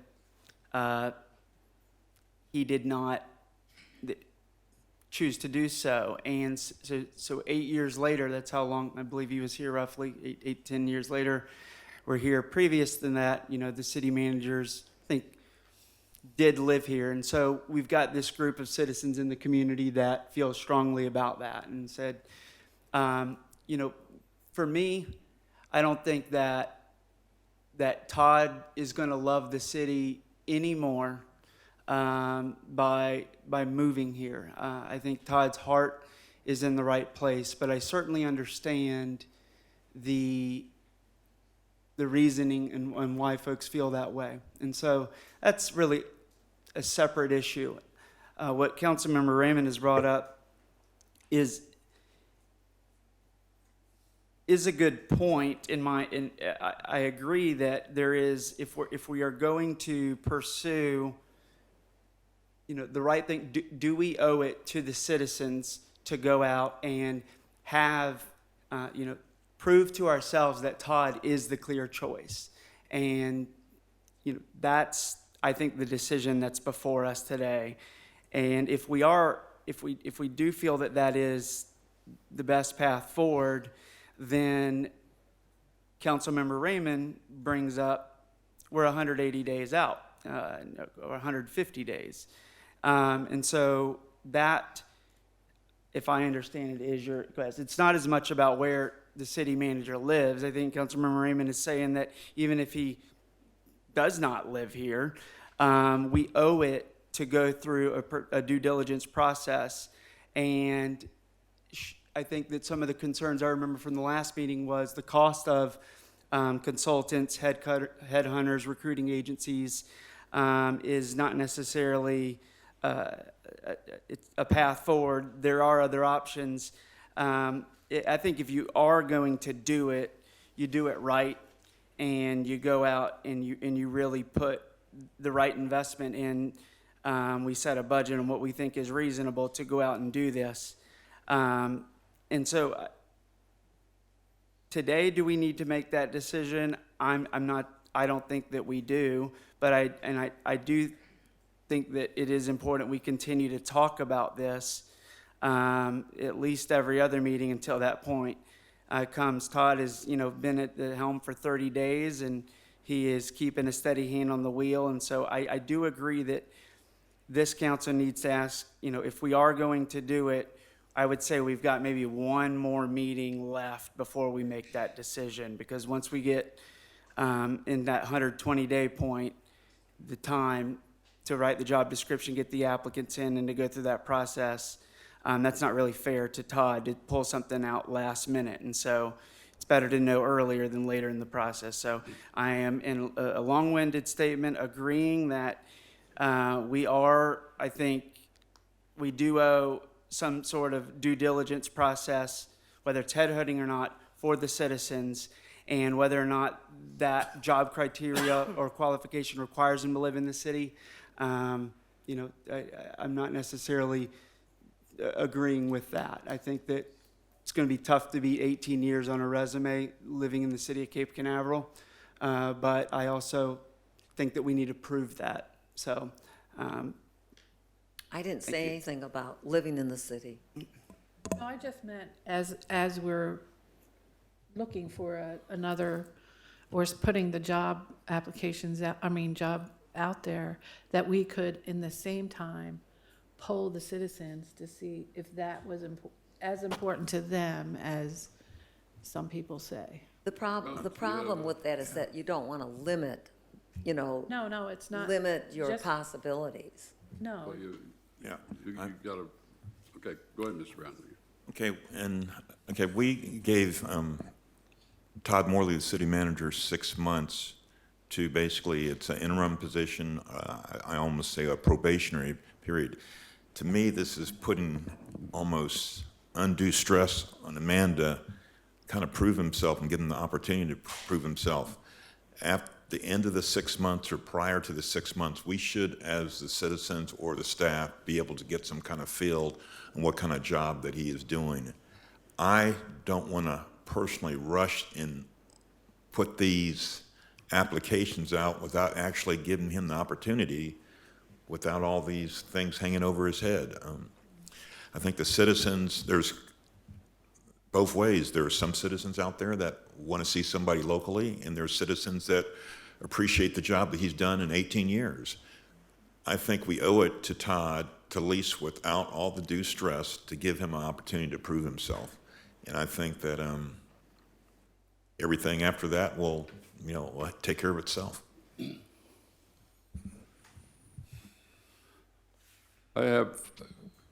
With the last meeting, I kind of stressed the point that it would be a 6 months proving point, or probationary, whatever you want to call it.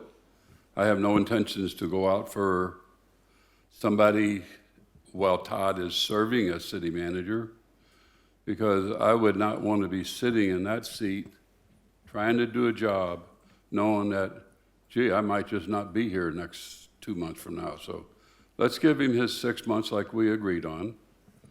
We'll find out then. There's no big rush. You can go find city managers in a week, or you can find them in 2 months, 3 months, whatever. And to bring a few points to clarification, having the city manager live in the city, I don't really wholeheartedly think that they need to live here. I've been through a lot of city managers, and there hasn't been a lot of them living in the city. And they've all done a good job not even being here. They do a good job not being here or being here. So it really doesn't make any difference. And if the council desires to do a city manager live in the city, which you probably won't find too many people that are going to live here, because there's nowhere to. That was Mr. Green's problem. He couldn't find a house, single family. He didn't want to live in a condo. He wanted a home, and he could not find a home, because I asked him point blank one day why he doesn't live in the city, why he moved to Vieira, and that's what he told me, that he could not find something that would be of his fitting to live in the city. He would like to find a home here, but he couldn't. So that answered that question of what Mr. Green's history is. But I feel like if the people want a city manager to live in the city, that needs to go through the Charter Review Board and have the charter changed to have that part of the charter, which I don't agree. I don't agree in term limits for a city council. I think it was wrong to do to the city. But we lost a good man over term limits, and we're going to lose more people in the end. But I think something of that caliber needs to go to the charter, not to somebody just because we feel like, I feel like, or you feel like, or whatever. But I think something of that nature needs to be in our city charter. And then you don't have to worry about somebody out in Sacramento, California that might be interested in this job. He can see right in the charter, I got to live there. I don't want to go there. I want to live whatever style. He might be a cowboy wanting to live in Kissimmee. So you're putting on too much emphasis on an item that is very important to the city, in my opinion. So that's one thing I'd like to say. And I would like to not put a search out right now for a city manager. I think Todd needs to be able to prove himself without the pressure of us out here headhunting. The next thing is, he's going to be here for a while longer because our HR department is not going to be having an HR director after the 1st of December. She's retiring. So being out for a headhunter for looking for a city manager, it ain't going to be me. I don't feel like I need to be sitting looking at applications and screening people, and it's up to us after we get down to a narrow 4 or 5, whatever the professional finds. And I think, I don't think the city should get involved. We should have somebody do that professionally because they come up with a lot of good people, which we had the last run. I think we were down to 15 or 18 people, and then we narrowed it down to 5, and then that's what we voted for. And yes, it costs money, and people aren't going to fly from California to come here and get interviewed and go back home and not even be in the running. So when you say you don't want to pay, you aren't going to play. So believe it, it's just the way it works on city managers. So I would like to just see the council concur, keep Todd on, and then 6 months, we'll look at what Todd's done, and if anybody's got a problem, we'll discuss it and see what, we'll go from there. That's my feelings. So the idea of going off right now, we don't have anybody to do it. Unless you want to do it, volunteer to do it. But Well, in all fairness So- to it, I don't think that's a legitimate reason to not do it. Who do we have that would do it? We've got a budget to get it done, I know that, and there's no doubt that we've got contingencies big enough to carve out whatever it is, that if this is important to the citizens. But if that's, I don't think that's not your whole reason. I think that your argument was that when you get to the end of 6 months, you'd like to look under the hood at that point, not so much.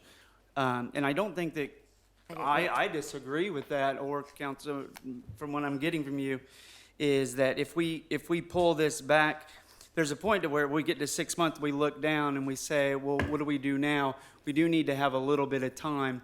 And if we're thinking it's going to take 60, 90 days, that's not a big issue. There's a point prior to that date that we might want to start that process. And we'll know, if to everyone's point, that when we get March, right, April, that, hey, we need to go ahead and do this. And I agree. I don't think Todd is gonna, needs to work under that type of pressure. But there is a desire that, personally for me as a council member, to prove to ourselves. And today, we all can agree that today is not that, or on this side at least. Well, you want to Today is set a not that date day. later on in May to start looking, or a day, or a time period, or just give him the 6 months and then start? That's what I favor. Give him the 6 months like we set up here and basically kind of agreed on to start with. And then if we don't feel like Todd's carrying the weight, then we'll start looking for a city manager. I'm sorry, but I think that there's a little misunderstanding. I support and, voted for Todd Morley to be the interim city manager for 6 months. That's what we voted on as a council. So all I'm saying is that we have to make sure, this is a discussion item, that we just give ourselves enough time if we are going to do some type of a search for a permanent city manager. That's all. This is just a discussion. understood that you No wanted one to- said anything. I didn't say a thing about the city manager being required to live in the city of Cape No, Canaveral. we're talking about That the- is too limiting. I never brought that up I didn't say you whatsoever. said, no, I'm just saying, I'm talking about his 6 months period of time. You indicated you wanted to go out now and start searching I think for- it takes time to do It, a search. I think it takes time to do a search for a city manager. And we have an HR person, an HR director. I think that today with the World Wide Web, we can get resumes and vitas from people who we are don't have an qualified to HR do this. director in about another week. Correct. So- And so I think that there will be a nice, we always do a nice, connection there between the outgoing HR director and the new HR director.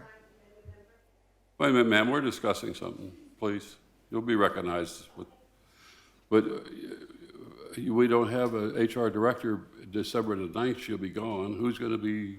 I'm sure that the city manager will have this taken care of. I have confidence in. We've already been searching for an HR person. We haven't had an application but one, and it was a nurse, I believe. We've already made an appointment. Melinda Huser will be accepting the role as HR director. And I happen to know that. Well, I know it too, but I'm saying I don't know if she's going to be ready to take that project on. Well, I'm sure if she's, For a couple if months or she so. has had human resources, and I mean, she has her credentials for being an HR director, I'm sure that she will be qualified to I'm take not saying this she's project not. I on. didn't say she wouldn't. But I'm just saying she just sort of start filling the bill when all this has got to be done, basically. But anyway, that's up, whatever y'all consensus is. I just think it's wrong to put the pressure on Todd that we're out looking and you're working until we make a decision whether he is not the man for the job. Can I say I've been an employer for 48 years. I guess I'm I know looking how at- it feels to be a person that's not wanted. No, Been I working think for I'm other looking at- people. I've employed people for 48 years. So I think I got a little experience on how people feel in a workplace. See, I think I'm looking at it a more positive Well, light. I always look at the positive side And of that, everything. I well, don't that's wanna what I'm looking at it in a positive way Okay? and not a negative way whatsoever. But we told Because- him he would be interim city manager for 6 months, but we're looking for somebody. And we can wait I think we can wait 6 months, personally. Then you're not giving yourself a whole lot of time. Why? You have to have some sort of layering. A You have to- plan. I interim is understand. I interim. think we got a So layer sitting down on the other end of the dais that would accept the job until we find somebody. Yeah, well, So you there's know what, already- you know what, you have my agreement that, hey, 45 days out, at a minimum, it's time to have a serious discussion, and that's 5 months in. Todd works uninterrupted, but it's more about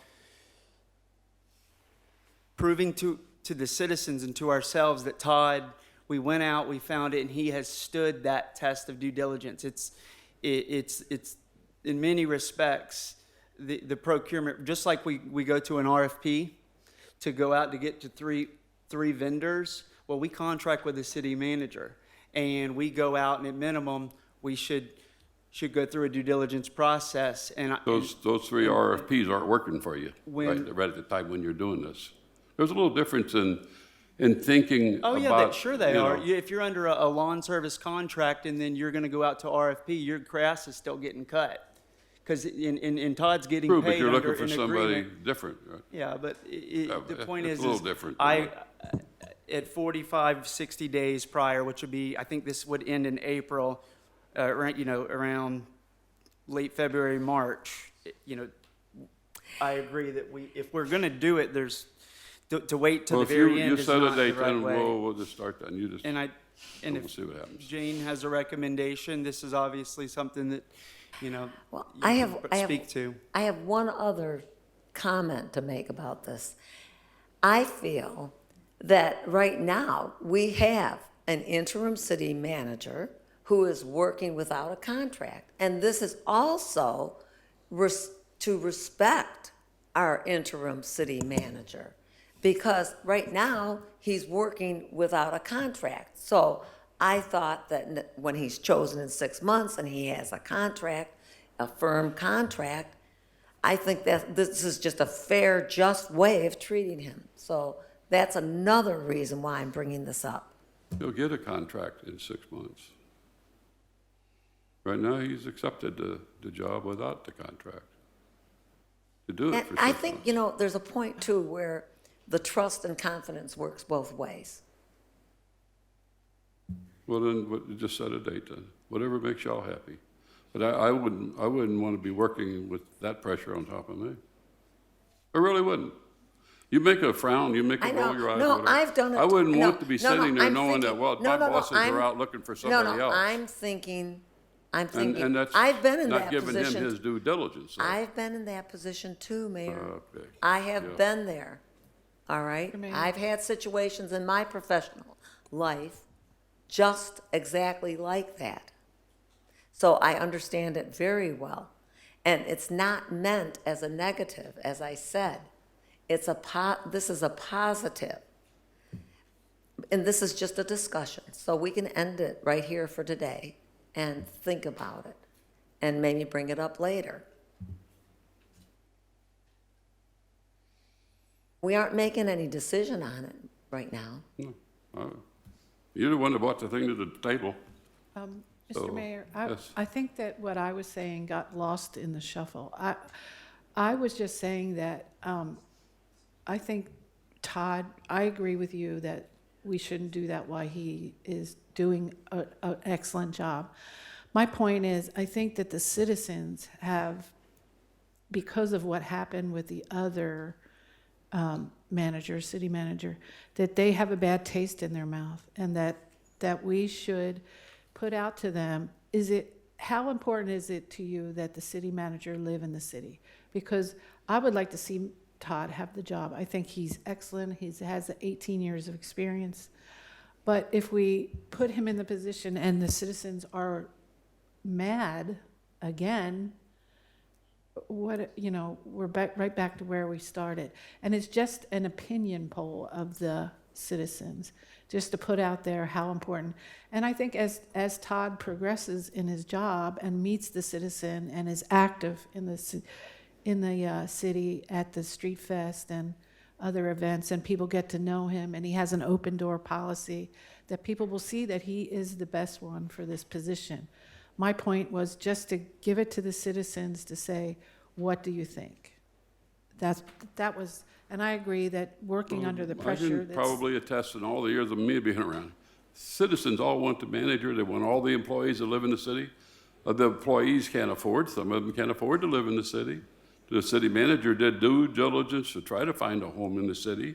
Well, He my could not point is, find what, can we just But, I mean, you're ask asking the for, question? well, you're asking for a guarantee that by they're going telling to say? the city manager on his contract that he's got to live in the city. No, I. No, I I'm don't saying, agree you're with not that. asking for that, but Right. that's what that would lead to. Mm. And then you're always gonna have the few that are, no, I don't agree with him not living in the city. I'll never agree to that. So I think if you want something of that nature, you need to go through the charter. It needs to go into the charter. And that's the best way to get the things straightened out, because there will always be a few, believe me, there will always be a few. Well, what if we put it to the city and the majority of responses said, we don't care as long as it's a good city manager? Wouldn't that be good for Dodd? Well, it would be good for any city manager. I mean, Well, I'm just saying. all I the don't- city managers don't live in the city. There's a few in Brevard County that do. They're getting ready to retire now, so they want to be home and retire in their city. I can name them who they are. So it's not a requirement on a lot of the cities. It's hard to find somebody to come and live in the city and be able to find a home. Like Mr. Green, he just didn't find anything that suited him and his wife. He has 5 dogs or something that he needed to take care of, and there was a lot of things that just kept him from not being here. What his real final reason maybe was, I can't tell you, but that's what he told me. So I'm thinking if we put too many bullet points for this guy to come to work here, you're gonna find somebody that's maybe not satisfactory. And then again, too, you never know who you're gonna get when you get another city manager. You might get a nice guy on when you talk to him, and then 2 years later, you're dealing with a bombshell. Right. So you never know. Okay. The guy you got now, we know, and the staff all likes him. So I would support him being left alone until his 6 months is over with. If you people want to do something else, then we'll do it later. But I think we just need to let that sleeping dog lay until it's over with. That's my opinion. Mr. Brown, you have, I don't know if you commented on that. Yeah, I initially spoke, and I actually said that I thought it was a lot of pressure to put on somebody that we gave 6 months to. And I would actually like to see, he's doing the work right now as the interim city manager, and I think he's still being compensated as a director, that with all the additional responsibility that he's undertaken, that he be given some type of bump. I know that's not what's on this discussion right now, but I think it would only be fair. Jane can address that.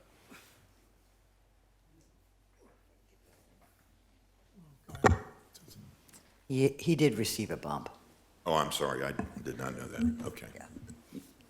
Okay. I stand corrected. Are we through with this discussion, or do we have more? That was, you got one more. I'm ready. Tonight I'm going to speak about affordable housing.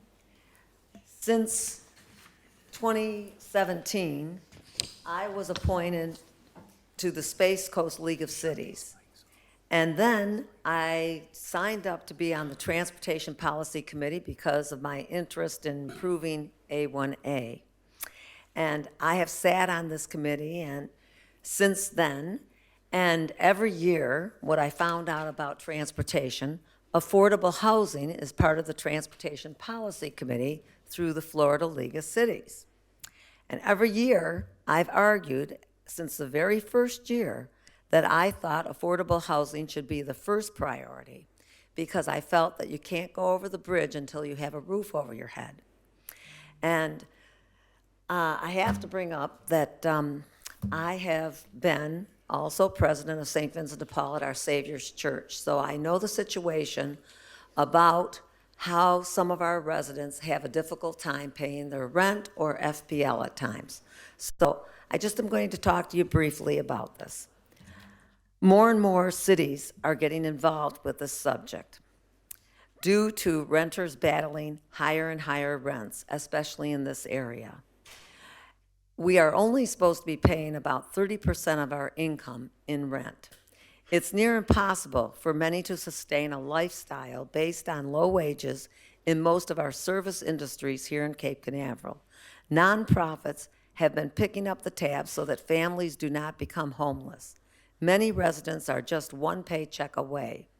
A car repair, a hospital visit, a threatening hurricane, or a death in the family can easily upset the monthly budget. When a family cannot pay the rent or the FPL, desperation sets in. Little compassion is displayed by local landlords. There has not been much help from the state. The Sadusky Fund has been raided year after year. For example, the Society of St. Vincent de Paul aids residents in need, but they depend upon the generosity of parishioners of our saviors. Cities around the country are tackling this issue and are coming up with creative solutions. I know you've been hearing it on the news every single night about what Orlando's doing. I also want to add that today, I just found out, Governor DeSantis has proposed full funding of the Affordable Housing Trust Fund. This is the Sadusky Fund. This is big news. We should be urging our legislators to follow his lead. This money is used for construction, rehab, down payments for assistance to people who might want to buy a house. Also, it's to help people that are renting, people disabled, elderly, for veterans, and others in need. This housing assistance helps them. In addition to addressing this critical need in this state, full appropriation of the entire trust fund will create over 30,000 jobs and more than $4 billion in positive economic impact. I'm bringing it up. I sit on that committee, and I've been arguing every year. I just think, what can we do as a city? Are any funds available? Can we apply for certain grants to help people in need? Can we pressure landlords to be more compassionate in times of trouble? Can we create more affordable local housing opportunities? I know, I'll just give you one example that really hit home with me.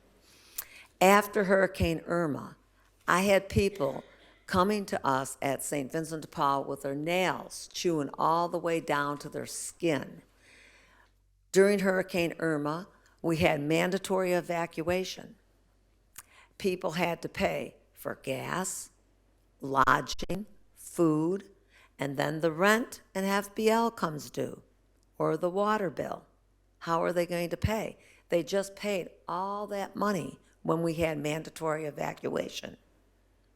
The nonprofits, or they asked their families for help. We've had many, many desperate situations in Cape Canaveral. And I'm just bringing this up. Is there any way, remember we have home rule. And our home rule, we really take care of ourselves. We shop local, we go to church local, we go to school locally. All right, so we do have home rule. So I'm just bringing this up, just wondering if there's anything at all that we can do in this situation. Thank you.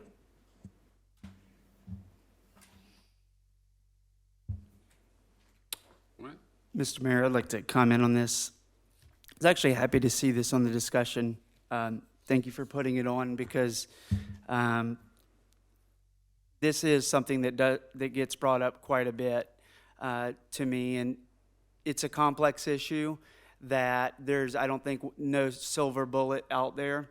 I think I heard some ideas from you on, what are funding, grants, federal and state funds. There's opportunities there, but as we see year in, year out, maybe not the case this year for Florida, very recent news, but they're continuing to give less and less due to other competing budgets and interests. But this is something I hold close to my heart, and I think there's other ways in addition to what you've said that we can consider. And if you are looking for this council to open up a discussion and to really roll up our sleeves and to explore ways, there is no shortage of information on the internet on what comparative policies, what other cities are doing to address this. The economics, economists will debate on, whether price controls work. You look at San Francisco, you look at New York, you can see, an exodus of people. Many of them are choosing to come to Florida. But I think that one of the areas that we have to look at first and foremost is, what do we have control over as your elected legislative policy-making body? We can't look past land use rules and zoning rules. This isn't a partisan thing. This came from down from the White House, from the Trump administration today. It came in from Obama administration as well, that whether you're a private property advocate or whether you're a bleeding heart, compassionate person for low-income folks, that private property, relaxing our zoning code reasonably in areas is a way for us to come together and to say, what can we live with, what can't we live without? And if we took a hard look at our land use, at our policies, and asked ourselves, what policies drive up the cost anytime that we put, a city that's nothing but single-family home, R1 zoning as we call it in ours, that would be very expensive. Average home purchase price. If we can focus on policies that will respectfully increase the supply of houses, that is one sure way to help give, I think, low-income folks an opportunity to have an affordable home. So that's on really the buying side of it. Density is something that concerns a lot of people.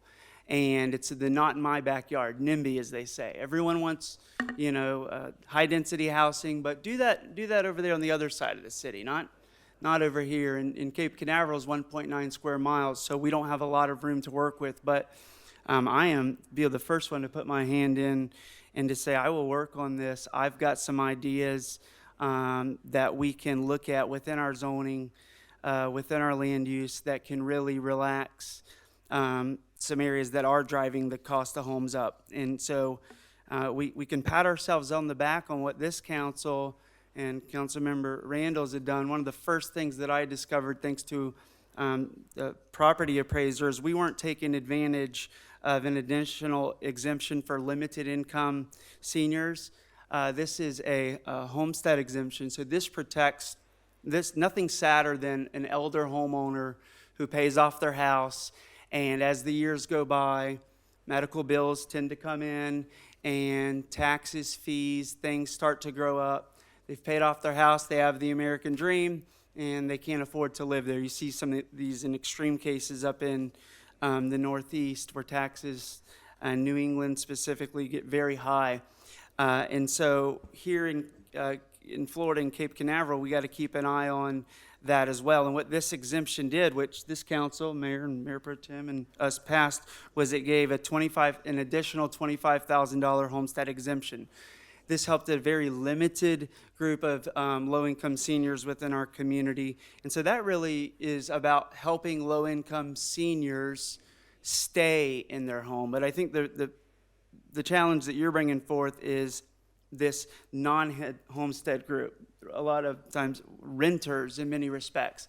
Cape Canaveral is a fascinating statistic. We are 1 out of 3 people in Cape Canaveral residential homes are homestead. That means the other 2/3 are non-homestead. So these are either snowbirds or renters.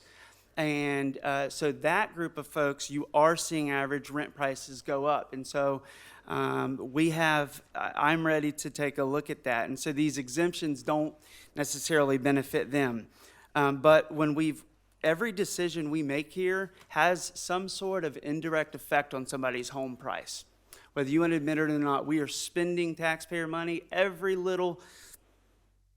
budget we pass, and certainly every land use, affects home prices. And so one of the things that we did back in, so there was one that I would pat ourselves on the back with, that we unanimously supported.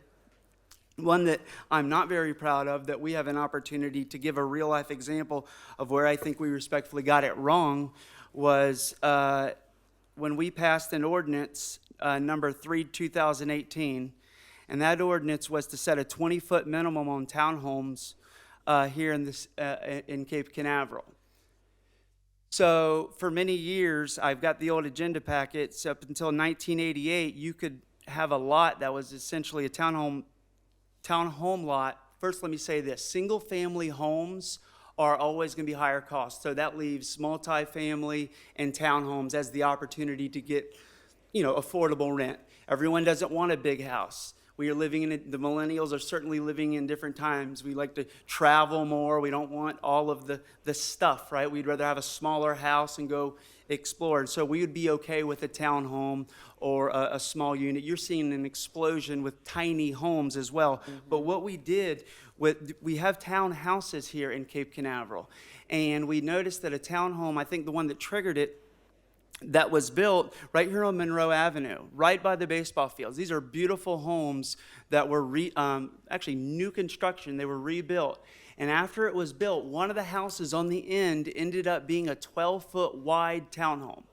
And from our planning department, this horrible anti-low-income housing policy, in my opinion, made it all the way through P&Z and got to this council. And we debated, and we had a respectful discussion on it, and I pleaded to go the other way. And I'm not here to say, to attack anyone. I'm just saying this is an example of where we got it wrong, because what we did was we took a 20-foot townhome width and we increased it to 28 foot. And so we now you can do this simple math on that. We took this home that was, 12 foot wide, and words like undesirable came out. Here we are as the policymakers saying, well, a 12-foot wide home is not very comfortable. It's undesirable. That was what was stated in the Planning and Zoning Board meeting. And that was the first thing I didn't like. And then as it got here to council, we started saying things like, we want to raise the standard. Well, when we raise the standard, we raise the price. And so it's a tough battle to say, how do we protect property values, but then be sensitive to getting away from regulations and burdensome land development codes like this one that set this new minimum width moving forward. We did a good job of protecting, grandfathering everyone in, but if you want to build a townhome right now in Cape Canaveral, you've got to adhere to this 25-foot width minimum. You got to build this 20-foot wide townhome. So what does that mean? You have to build a big house instead of maybe something smaller that you could get 2 units in opposed to 1. In this particular strip, you'll see them, there's 5 units. Had this law been in effect, I don't know, they may have only been able to get 3 or 4 units. So they're beautiful homes. There's nice cars out there on Monroe Avenue. Small house though, why did we have a problem with that? We shouldn't have, in my opinion. So this is an opportunity for us to go back and look at that as an example. And if we audited our land use, we'll find little gems all through there that we can do to work on that one small side of a very complex issue. So obviously, this is something I'm passionate about as well, and I think everyone is. It's a unifying subject that we can work on in many different respects, and I'm willing to keep this conversation going and putting things on. And the last thing I want to point out is this was handed to me at Friday Fest. This was the Brevard Homeless, Housing for the Homeless. I was handed some packets. This was the Brevard Homeless Coalition, this pamphlet. I think, Mayor Pro Tem Brown, you've served on that board. And right in there it says, increasing the supply of affordable housing. What can we do to help? Number 4, change the zoning requirements to permit tiny homes, reduce parking spaces for new development, etc. And you can Google this. You'll see tons of recommendations and great ideas where we don't have to reinvent the wheel, but still also, I think represent the city as a whole. So thank you for letting me talk as long as I did, Mr. Mayor, and saying that I was happy to see this, and I look forward to reviewing policy that can really help in this area.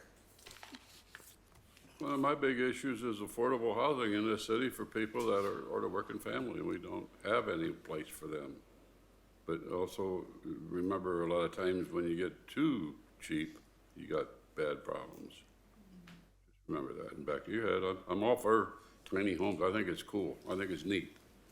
I like the respect of not mansions. I don't like 16, 18-foot ceilings personally in my house. I'm standard. I like the standard stuff. But the respect of affordable housing, that's something I've been pushing for, especially like the mixed-use zoning. That will bring that aspect.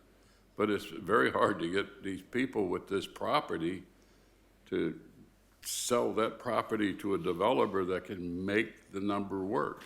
It's very hard. That's where the problem is. It's not that the people want to not do it. It's making the property that's available work with that type of development. But it can be done in some instances. There are some places left that I've had people I know that looked at it, and yeah, I can make it work, but the property owners are hard to deal with. So it's, they've had that property for years. They're paying taxes on it. They've had that property. They got the right to do it the way it's zoned, and you try to change that zoning without their approval, you're going to have a big fight. So, yeah, I'm all for this. I don't have a problem with affordable housing. I'd like to see it.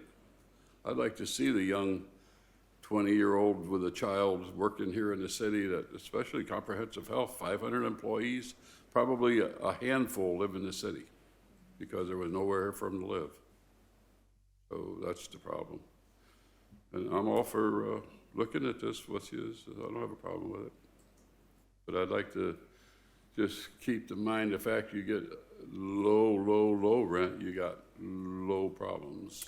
And yeah, you have the problem. We got it right now, but that brings problems too. So you can have affordable housing with nice people. That's right. People working. But you just don't want to get down there where you're bringing in the problems for the man in the green over there. Okay. I just spoke to our city manager, Todd Morley, a couple days ago, or yesterday, a matter of fact, about the same issue. And there are some properties in the city of Cape Canaveral that hopefully maybe this type of issue can be resolved, or maybe there might be some extra incentives that city could put forward to make something like this possible. I think he discussed maybe 2 properties that would maybe moving forward we could do something with, or maybe a developer or something could have some, like I said, incentives to make something like this possible. You want to elaborate a little bit more on this? Sure, and my comment was that it's opportunity-based. I think it's very difficult to burden a property, an existing developed property, with a requirement to have low income there. But if you're looking at property that is not developed, and say that developer wants to come in and do a higher residential density than is typical, in certain areas of the city, that's allowed to come before the council for consideration in a PD, the plan development process. And through that process, the city council has a tool to negotiate with a developer.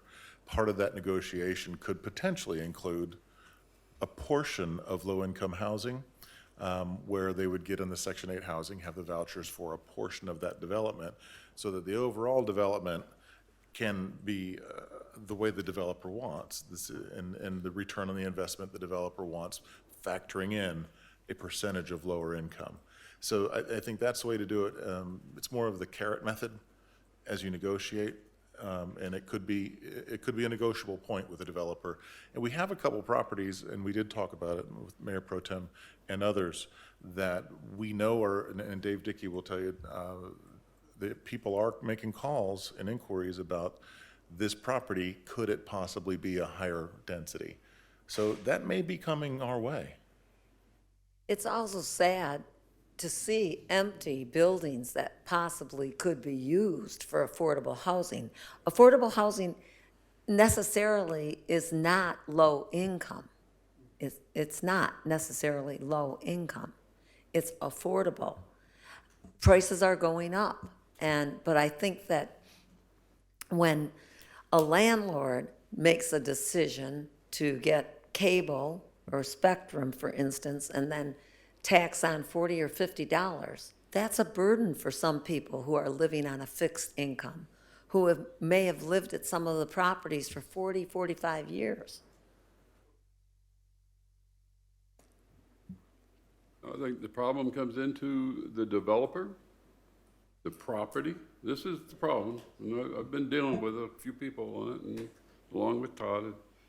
The problem is the piece of property, the zoning on that piece of property, and the amount of density usually is what kills the project. I can't get 215 on there. I need 225 to make it work. Well, you're going to make that decision, and those citizens are going to have to understand if that's what they want, that's the only way we can get it. We're not going to be able to just get it otherwise without making those tough decisions. And yeah, you'll have people that are going to be out there that are against it. They don't want higher. They don't want higher hotels. You can't get hotels without giving them that extra 10 feet because of the means of everything that's above those ceilings. You only got a 2-foot section to work in, and you got a 4-foot air duct. It don't fit. So you gotta give them that extra footage. And the same thing falls back on what we're talking about. Density, the numbers, the property's price, it won't work. You gotta give me more density. So that density means going up. You wanna keep your green space, you wanna keep your retention, you gotta have your parking. So the only way you can get density is going up. And those are the decisions that you have to sit and make, and we made them on the hotel, and it was tough. A lot of people screaming, but you got a beautiful project out there, and it brings you a nice big fat tax. So that's what you're looking at when you start talking about affordable housing, because the property is not affordable for affordable housing. They can't make it work. You have to give them to make it work, which is the planned unit or the planned developed, the PA, you know. So that's what you gotta have to stop and think, and those decisions will be coming before you if that's where the road you're gonna take, so. Whose item was that? Mine, Yours? just a discussion. Are we through? Are you done with it? Is that If everyone has had their say, I'm We'll move through on with to it. the item 17 is this now on our agenda, which is item number 5, I believe it was, 6? Okay. Old item 6. That's Mr. Morrison's. Thank you, Mr. Mayor. So this one will connect nicely to the last conversation because there's a fascinating movement happening in America right now with how we look at parking. We heard you said, Mayor, you nailed it. You know, you got mixed use, you got to have your so you have your green space, you got to have your parking. And that statement right there, you got to have your parking, is where a lot of cities are pausing and going, hold on, let's think about whether or not we have to have that parking. Of course we need places to park our cars, but do we as a regulating body, which I know this has went down the road 2 years, and you see cities rip each other's heads off over parking, 9 foot or 10 foot, 18 foot wide or 20 foot wide. It happened here, one of the more lively discussions you've seen. And so that was before my time, but I think as we look at this, there are there's Fort Lauderdale, Fernandina Beach,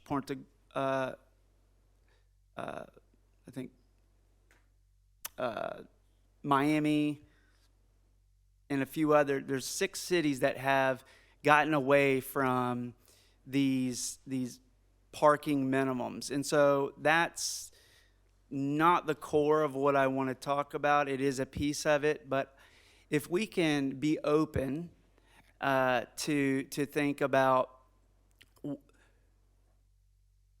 getting away from over-regulating off-street and on-street parking. On-street, fine, I'm for that. That's a safety issue. I think that our first responders need to have direct line of sight and access. What I'm talking about is what happens on somebody's private property.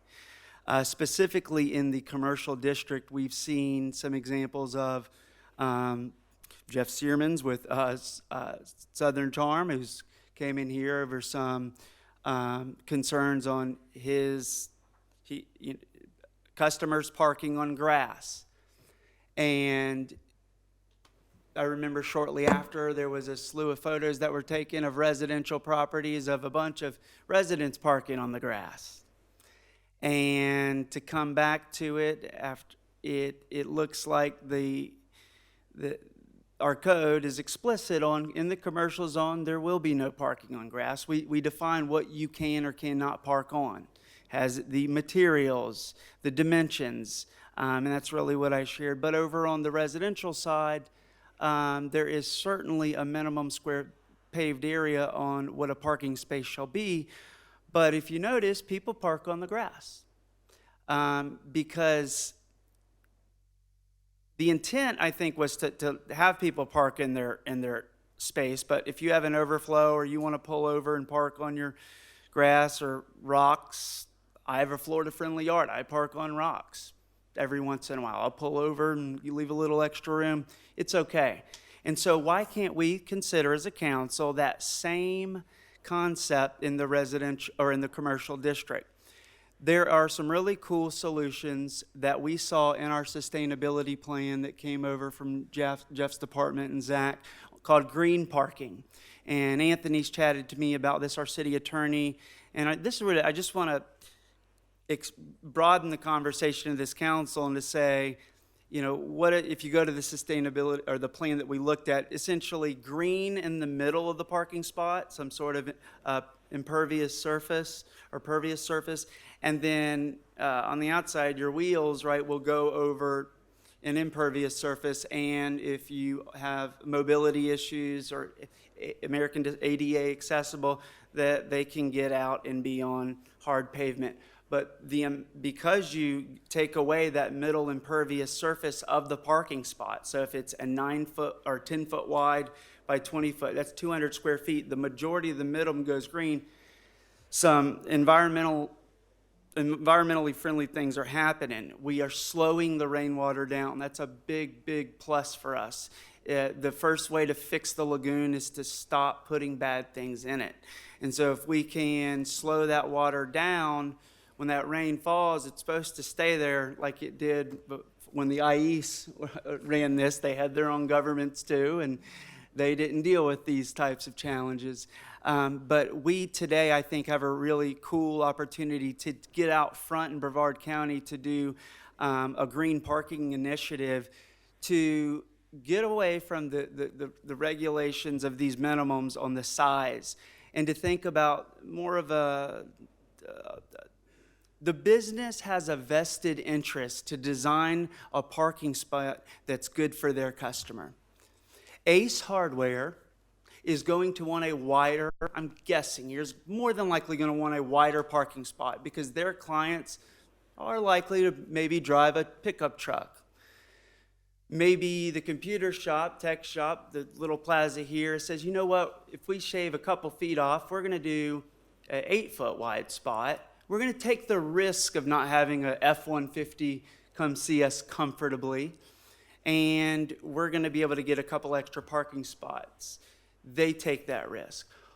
Why aren't we okay with that? Why don't we give that a shot? And one of the strong towns is the organization that is out there that's pushing the parking minimum, and they call it a Black Friday parking. It's coming up. And what they do is all across the country, they drive by these parking lots that are supposed to be full, malls, and they take pictures of 70% is kind of the most you'll see full parking spot. And they're saying, you know, have your town join this movement, and you can see all the pins drop. Atlanta, Georgia's doing it all over the country.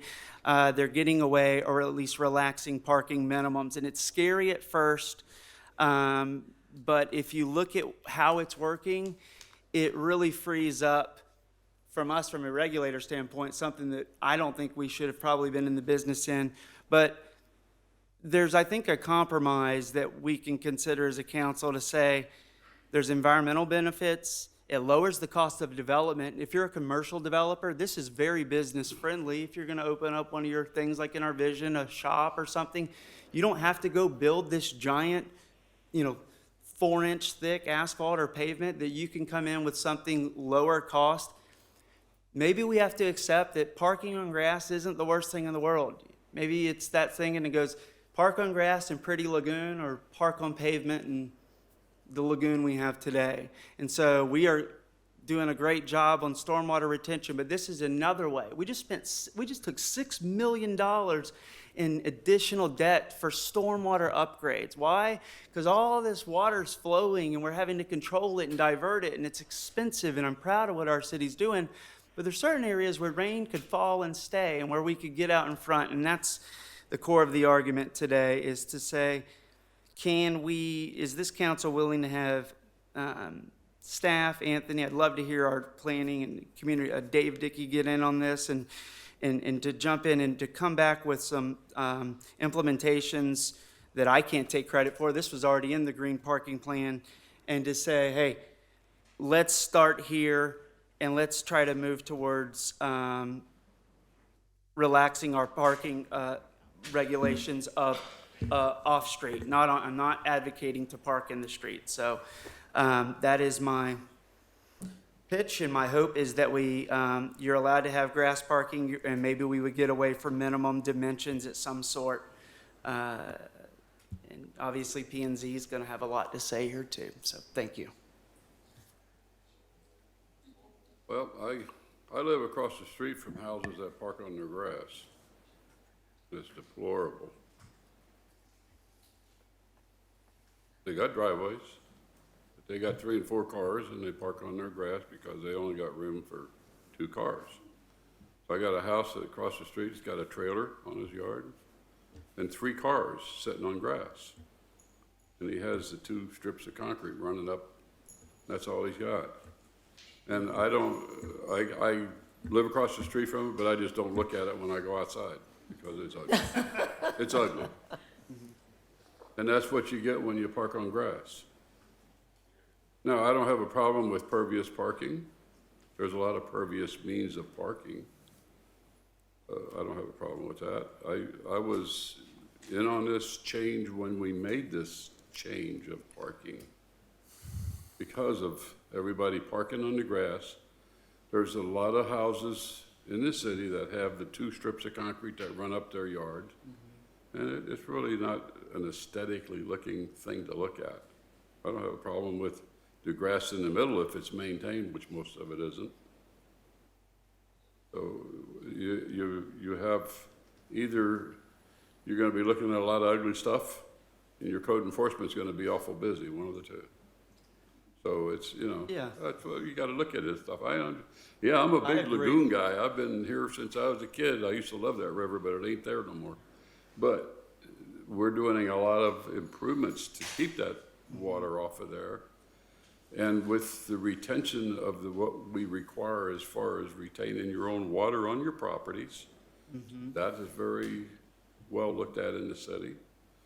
And if you want to park on impervious parking, I don't have a problem with that. In fact, I was against taking that out of the ordinance when we had that change of taking the impervious out of the ordinance.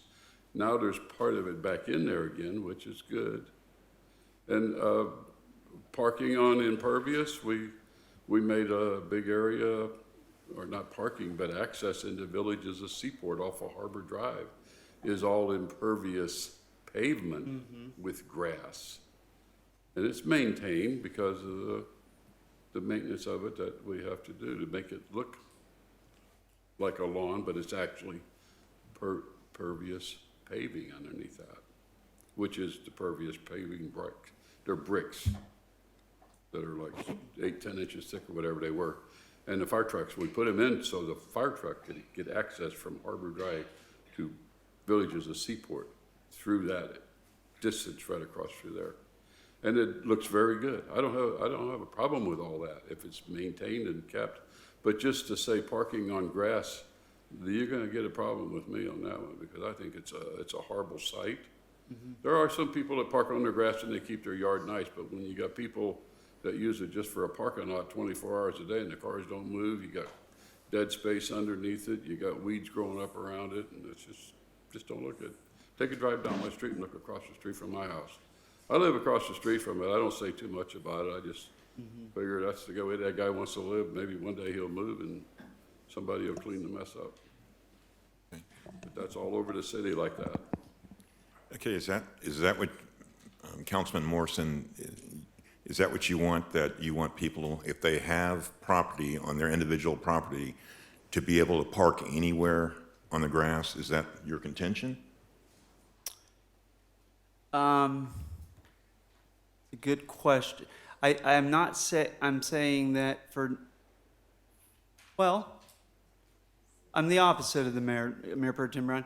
Yes, I don't like the way, we have code that regulates grass height. We just passed the code that deals with that, right? So I don't want to, understand that we're protected there, but people being able to park on the grass, yes, it may be ugly to some, but if it means that we have a pretty lagoon, I'm for it.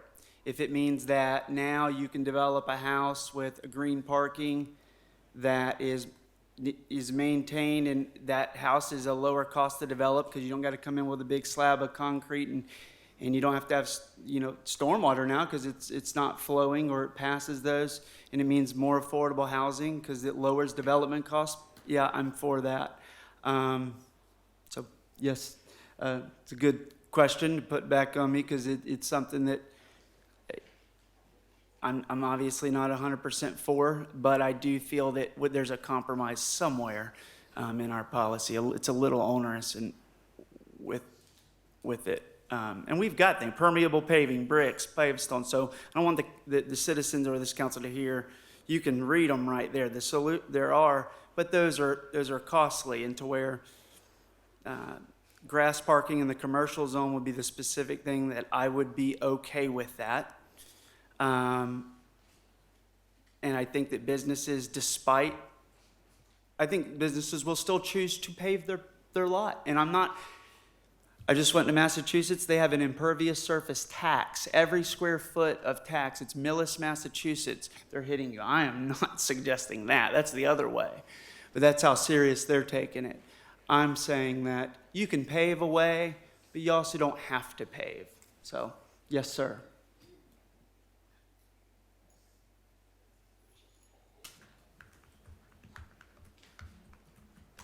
For me. And did I answer your question? Yes, Thank you. you made it clear. Thank you. And thank you for your points, Mayor Hoag, and I understand. And if there's, If bring a point up, if we do like we did at Villages of Seaport, or Harbor Drive right there, okay, you got grass there, and that's got bricks under it, which is pervious. That's very pervious because it's open concrete tubes basically, or bricks. So you can park on that. Then an issue is if people park on that continually, the grass probably wouldn't grow, but just overnight parking, yeah, that'd be fine. I don't have a problem with that. I'm not saying I'm against parking on the grass. I'm just saying parking on the grass, period. I'm serious. I've seen it all over the city, and I think it's horrible. It degrades the neighborhood, and everybody's always talking about their property values. I mean, I got a nice, on my side of the street is all nice single-family homes. Across the street is duplexes, which are nice. There's some over there that are very well kept. We had a guy come in here one night and paid a lien off against and made a duplex that was very, very pretty. And he moved into it, living in it, but then we got some over there that I don't want to even look at when I come out. I just look the other way because they're parking on the grass every day. And they just don't care, I guess. I don't know, but I care, and the neighborhood cares, and it's degrading to the neighborhood. so if there was an aesthetics is your biggest concern. Yeah, I think. If there was an aesthetically pleasing But how do you solution, enforce that? You're going to drive around and see if this guy's parked on bricks or if that guy's not? well, or- we're doing it now. Well, I don't think we get the code enforcement that we should get, but I'm saying. Well, I mean, if there's, You're gonna drive us crazy with it. my hope today was to hear council, listen, I'll take it as a maybe, but, not a slam dunk yes and not a no, and I'm with that crowd. And Dave, I know you've probably worked on this in previous communities, you probably might already have something under the way. You've got to hear from us today, so. Yeah, actually, we do have something on the way. December 4th, the Planning and Zoning Board is going to consider an amendment to our parking regs, off-street parking regulations, dealing with a number of these things that the council's talking about. So, ready or not, it's coming your way. And we'll have a really good conversation in our Planning and Zoning Board, and the council will be asked to make some policy decisions on these issues. Because working with property owners and developers on a daily basis, this parking issue is becoming a huge, I'll just say, challenge. Yes. As we continue to build out as a city and grow, in particular as we see sections of the city redevelop, and I'm thinking in particular the residential sections along the presidential streets, a huge challenge to redeveloping some of these vacant parcels and parcels that are declining is getting the necessary parking in there to meet the current code requirements. It's a huge challenge. And to address that, we're suggesting some policy changes that I think is going to be a good thing for the city. But I'm a staff person, and we'll put that in front of the policy decision makers, and we'll have I'm sure based on tonight, we'll have a very robust conversation. So, but it's coming your way. Good. Thank you. Yeah. I would like to say, I'm glad that that policy's coming this way. I live in Harbor Heights, and the zoning, the code enforcement guy could just stay in our neighborhood all day long. And I think that parking on grass, if it's well kept, and, like I have family over, or we'll park on the street, and I have a little area that's designated. There's grass on it, but it is designated as a parking area because we can't park on the street. But I'm glad that policies are coming because it is a big problem in the city. And, you know, whatever we can do to save the lagoon and help the runoff is really important to me as well. I have my family, you know, when I have my family come, I have a parking lot. I need a parking garage, more or less. Right. But they park on the yard. I don't have a problem with parking on grass. But it's the parking and not maintaining the yard Right. is where the problem comes in with Exactly. that. And you'll get people that'll park a car there and turn it backwards and leave it sit there. Just so that they don't, you know, check the license plate until they get smart enough it's sitting there for months. Then they check it, you know. Right. So those are the things that happen And that with happens a lot in parking But lots that's what too. happens with it. That's, Yes. yeah. So I'm glad we're gonna have something on that. That's great, so. Can I add that perhaps, Wes, you might also consider, as that's going to Planning and Zoning Board, possible consideration, again, a lagoon-friendly initiative that we haven't yet addressed, and that is maximum impervious area on any given lot. Obviously, in a new commercial development, that's handled because you've got the stormwater regulations in St. John's. But when it comes to residential property, there's no code, unless I missed something, Dave, that requires a maximum impervious amount by ratio. Like 50% is the maximum impervious, for example.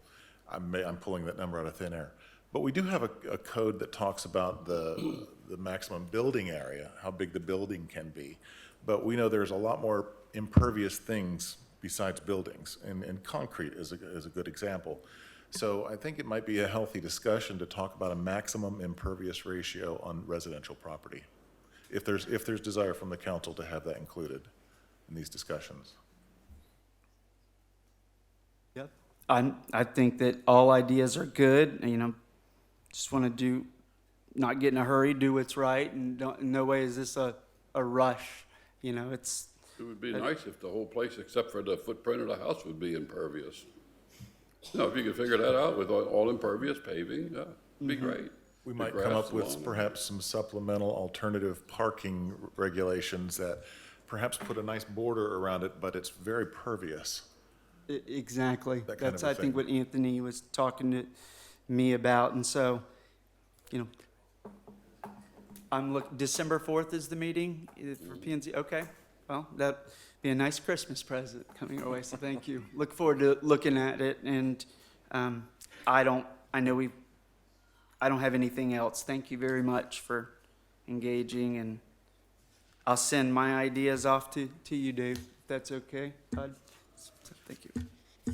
Okay, so we'll move on to item 7 if we're through with that. That's, is that yours, Wes, right? Yeah. Had 3 items. Okay, so we are now item number 18. Okay, this one will move quick.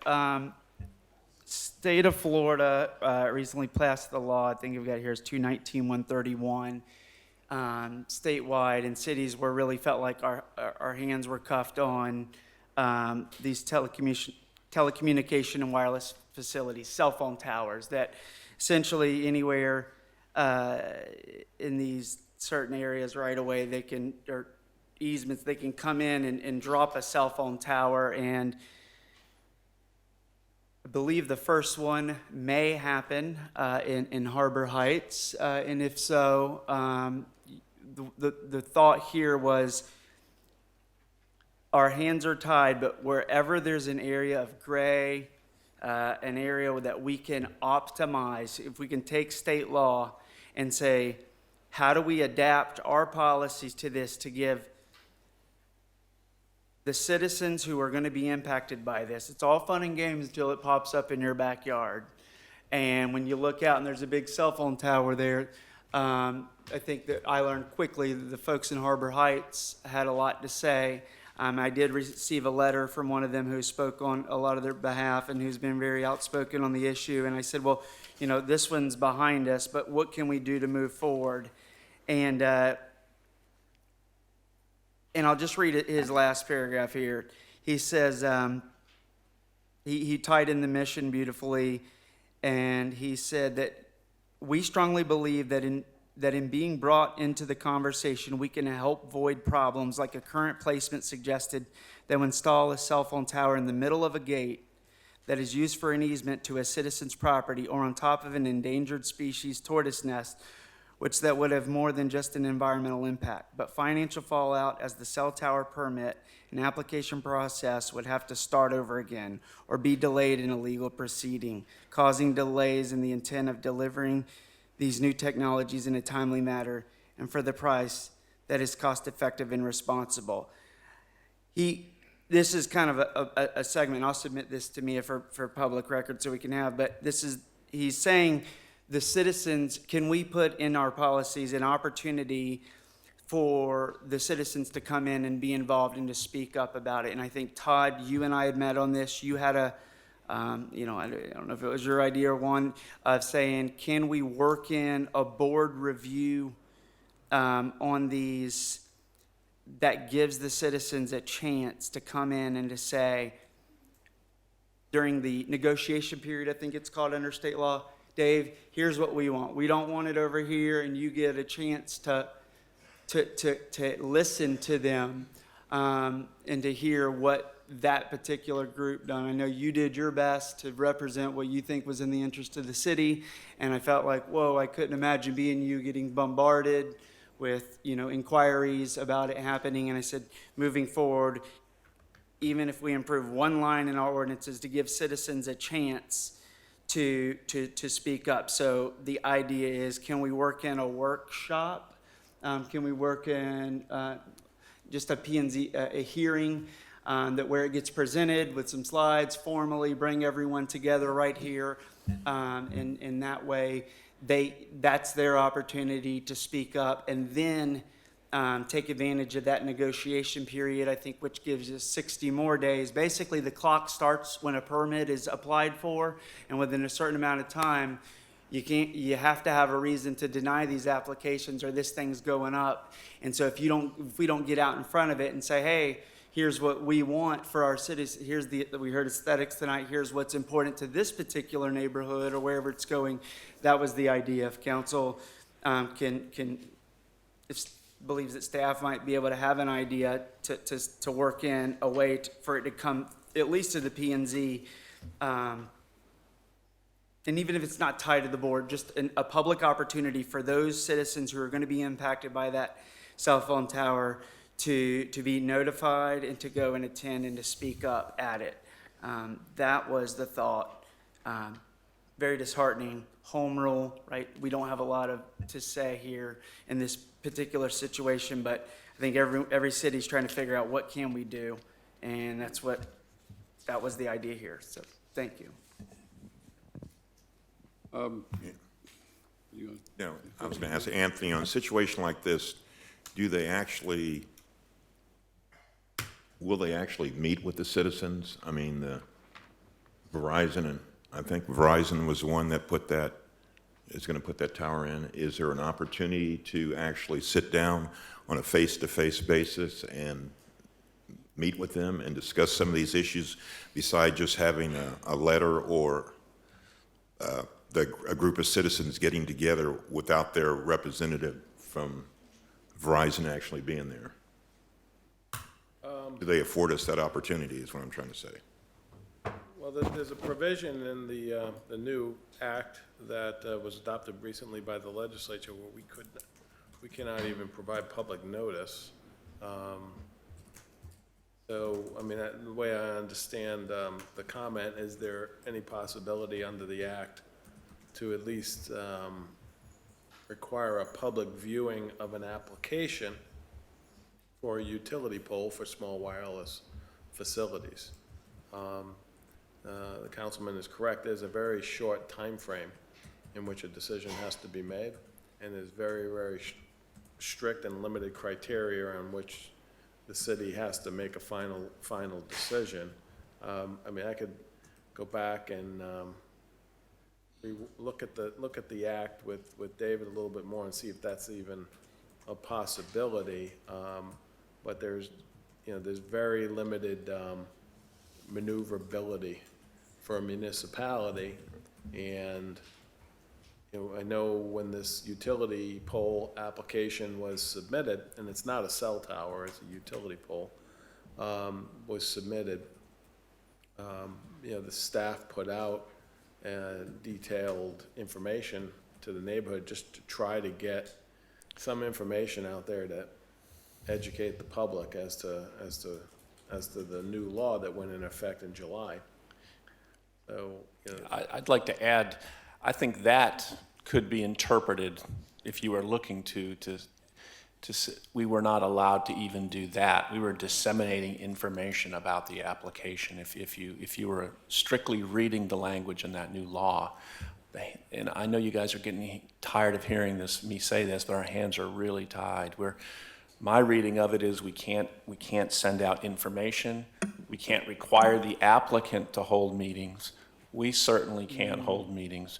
So I think what we can do, though, based on what I'm hearing this evening, is, like Anthony said, we'll revisit the law and see what opportunities we do have to meet what I hear the council discussing this evening. But just it's going to be a very creative approach based on the language that's in the act. somewhat of an eye of a needle because, the act clearly states an authority, which would be the city in this case, may not require a meeting before filing an application. An authority cannot require direct or indirect public notification or a public meeting for the placement of the communication facilities in the right-of-way. So, those are just two of a plethora of shall nots that the legislature has given us with this act. So we would have to see if there's any opportunity there to maybe get more information, at least try to get some information out to the public regarding these requests that come in the door. You got to figure out how to know all the rules so you can break them properly. Is that Then they close that. the old saying? No. But that's the whole point. What Mayor Pro Tem Brown was saying is, I think, is an ideal world is, hey, if Verizon, it'd be lovely if Verizon would sit down with the neighborhood they're about to negatively impact aesthetically. I think great cell phone reception in that neighborhood. But the point is these were, if I understand you, permitted as right. They wanted no discretionary boards, and this is getting close to that. We have no say. That they successfully lobbied and got through our state legislature, and because of that, we can't get in their way. And so my only request, if that is the outcome of what you find, is to reasonably take what you did was very cool. You put it up on the website. That seems like that's okay to say, here's what's happening, and you're smiling. Okay. You will. I have faith that if there is a way, you will figure it out, and it doesn't sound like this eye through the needle is exactly what it is. So maybe some other cities crack the code, figure it out, and we can always call your state representative or state senator and tell them to change that. So go to the source, but that's it. Thank you. I would like to bring up something if you all want to maybe engage in this. I've already talked to Todd about it, and we have in our ordinance that rooftop antennas are a no-no in the city. The cell phone people, they don't put a tower up on top of a building. They put it in a dish or a little envelope, what they call the envelopes. I would like to maybe discuss changing our ordinance to allow the cell phone people, maybe this would take the initiative to not put them on these little poles, put them on the top of the condos. There are some condos right now that I know that have beam antennas for their interlocal IT purposes within their community. Solana Lakes, for instance, every one of their buildings have got antennas on their roofs, which is really against the ordinance, but it's for their own purpose within.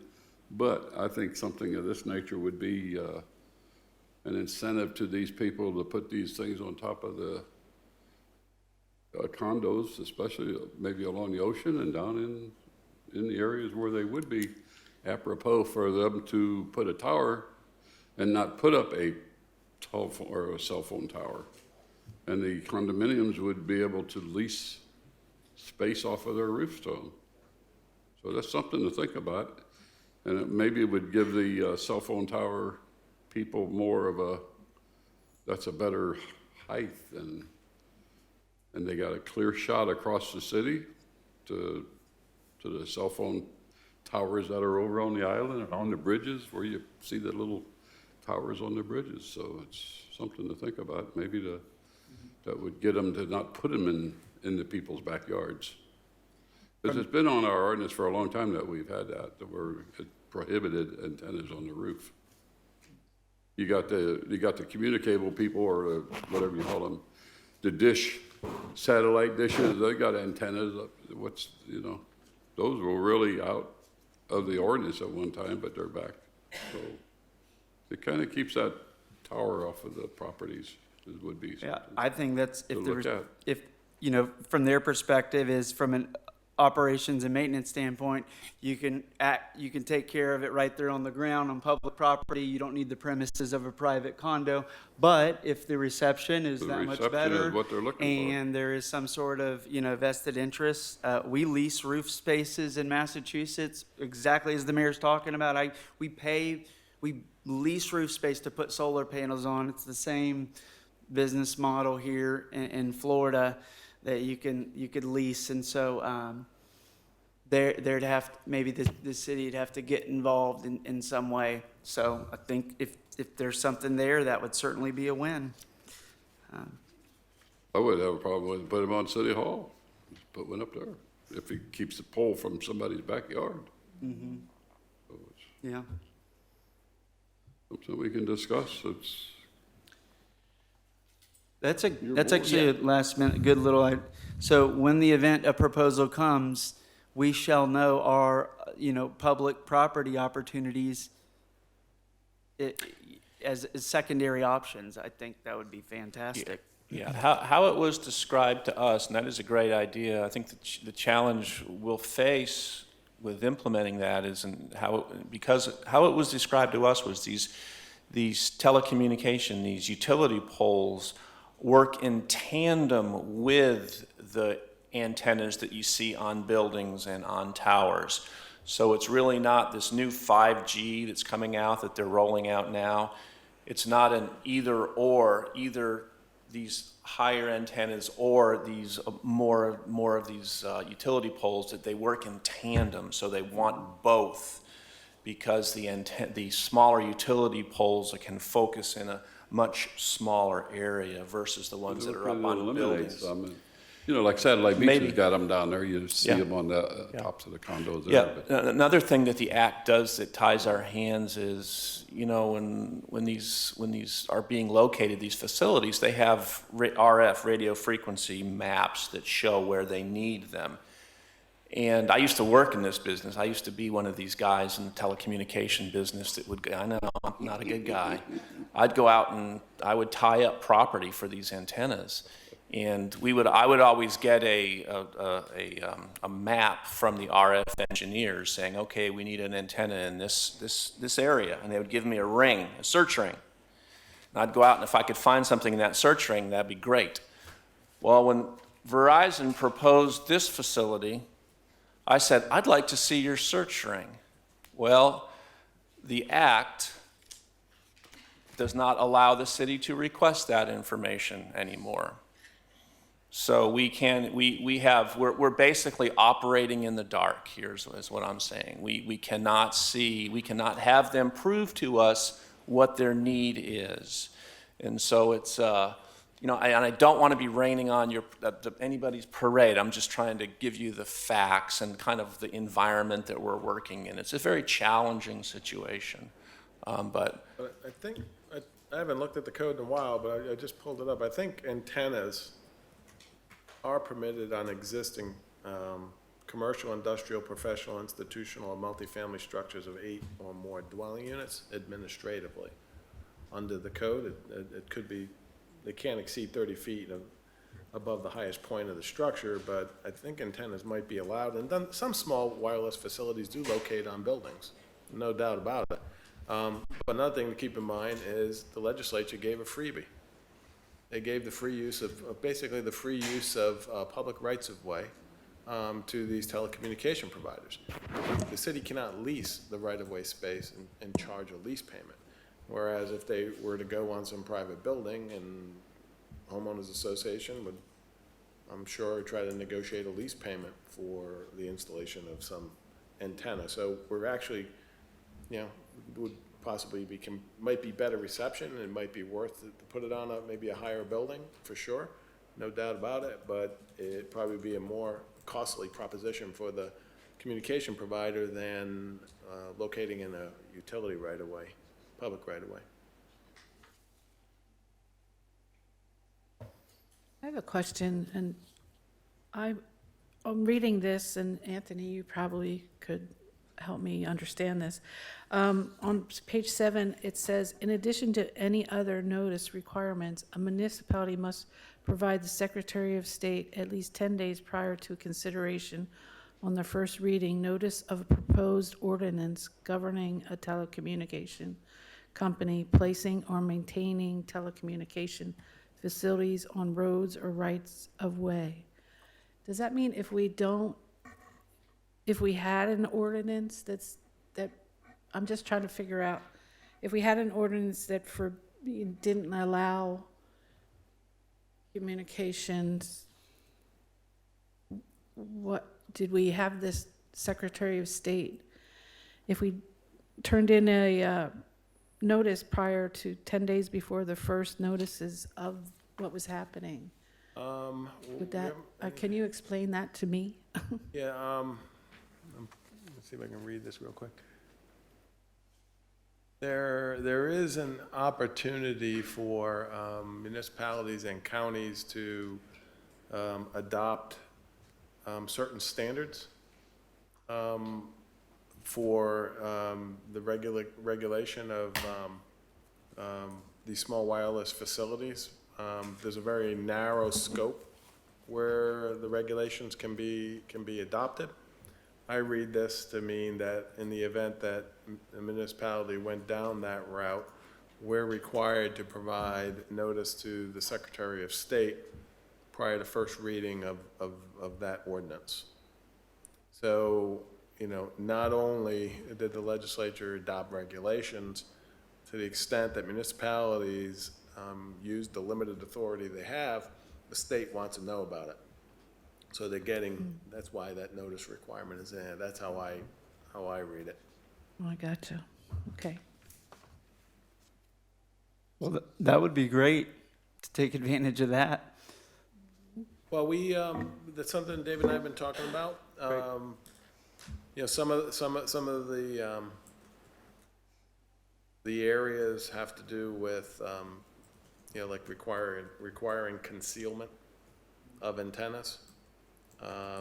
The utility pole in question that went through the process already, not all of the things, but many of the things that the ordinance can require in terms of concealment and certain material, they more than willingly acquiesced to the city's request. So they originally came in, just by way of example, originally they came in with a wooden pole with antennas attached to the wooden poles with wires running up the pole. We, even though the ordinance had not been in place yet, we indicated that we would want a metal pole, which is hollow. And when they have a metal pole, they can conceal all the wires and they can conceal the antenna within the pole.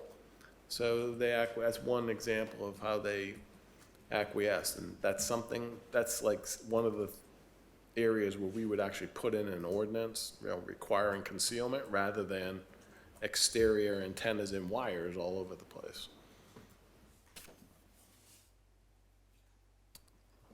Thank you. And does that require the consent of the county, or can we present that as a city? Do we need Brevard County's? Okay. No, in This is terms county, of it, counties or cities? yeah, counties or Okay. cities can, the right-of-way under an agency's jurisdiction. The county has roads under their jurisdiction, but they don't have roads anymore in Cape Canaveral under their jurisdiction. The city took them over years ago. So we have municipal rights-of-way that are under the jurisdiction of the city. The city can adopt the regulations that I'm talking about for the city's rights-of-way within its jurisdiction, but that does not include state right-of-ways. We're forbidden from adopting similar regulations for the state rights-of-way within the city. That authority is vested with the state, DOT. So we have the ability to adopt some regulations for city rights-of-way, and that's about the breadth of and scope of the regulations that which would be within the authority of the council to adopt. Thank you. Anybody else? We got a cell phone tower whether we like it or not. Utility pole. Like utility pole, whatever you wanna call it. Okay, so that concludes our, Don't you have one more item? You have one more item. Yes. That concludes one that more. discussion item. We do have one more, though, oh, do we? if you were heading down the adjourn, Former number 8. and I will. Oh, okay, I'm sorry. Yep, we do have number 8. This one, discussion item to consider directing the city attorney to draft an ordinance that would require a unanimous vote to the council to take action on amending, terminating, or renewing a contract or employment agreement with the city manager when the item to take action was not consistent with 260. Let me explain this as simple as I can. We as the council really have one contract, one employee, if you will, that we're responsible for in this council manager form of government, our city manager. Underneath that org chart, the city manager is responsible for our department directors. There's some, direct city attorney, legal advisors, financial, and things like that. But when it comes to hiring, that role, that is on us. And so being that is the exclusive contract, it's a very important one. That this form of government, think of him as the CEO of the city, of someone who is going to execute on and administer the policies that we put forth. So when you, the people, bring it forth, we try to get things across the line, and our staff does a good job of administering, executing it all underneath this one person, and very popular form of government in the country. I think the vast majority of them use this, especially in the state of Florida. And we today, I lead with that to say it's a very, very, every person on our city team is important, but this is the one we have direct responsibility over. Very, very important. And in the aftermath of, as it was said by Councilmember Kellum, bad taste in our mouth of the city manager, my mind said, well, what can we do to move forward to make ourselves better? There's always a lesson you win some and you learn some, as they say. And we look at this as a learning opportunity. And we have under our authority that under Section 260, that anything we put on the agenda should have 7 days notice. There's a process outlined on when the agenda item should be submitted, the Wednesday 2 weeks before the Tuesday, and then the Tuesday after it shall be posted for the public to see. And so essentially, there's a 7-day notice for the people to know about things that are going to be going on with the business of their city. However, that's 260. That's what most people think, public notice. It's there. There is a section, 266, if you keep reading down, that says considerations of matter before council. Now, in this section, it says the council shall not take action upon any matter which is not listed upon the official agenda, which is consistent with it adds to what we just said, unless a majority of the council members present have first consented to the item to take action was not consistent. Oh, I'm sorry, did I just jump? Gosh. first consented to the presentation of the matter for consideration and action. So we took advantage of this as a body when we were presented an add-on agenda item. Our city council meeting 2 months back, the day of, we had an add-on agenda item come to us as the council. And the agenda item was to approve a mutual separation agreement with the city manager. That item, I moved to add it on. It was seconded by that. We followed our ordinances in respect to section 266 to add this onto the agenda. At that point, we made the decision, it's behind us, and it was a 4-1 decision, and it was fast. It was uncomfortable for me and for many of us, and I looked back and I said, why was that such a hard one? And it had to do with the magnitude of who we were letting go. Ignoring the financial impact of the city manager, the operational impact of losing a city manager is significant. And so I don't think anyone up here was happy about how that happened. And so the idea was, can we write in our policy that, sure, we will keep section 266, that we need to have the ability to add things on to the agenda. But when it comes down to something that's this significant, that we at least we have to fall under section 260. So, how do I say that in a simple form? If you're going to take any action with the city manager, someone that's significant, that we shall give 7-day notice.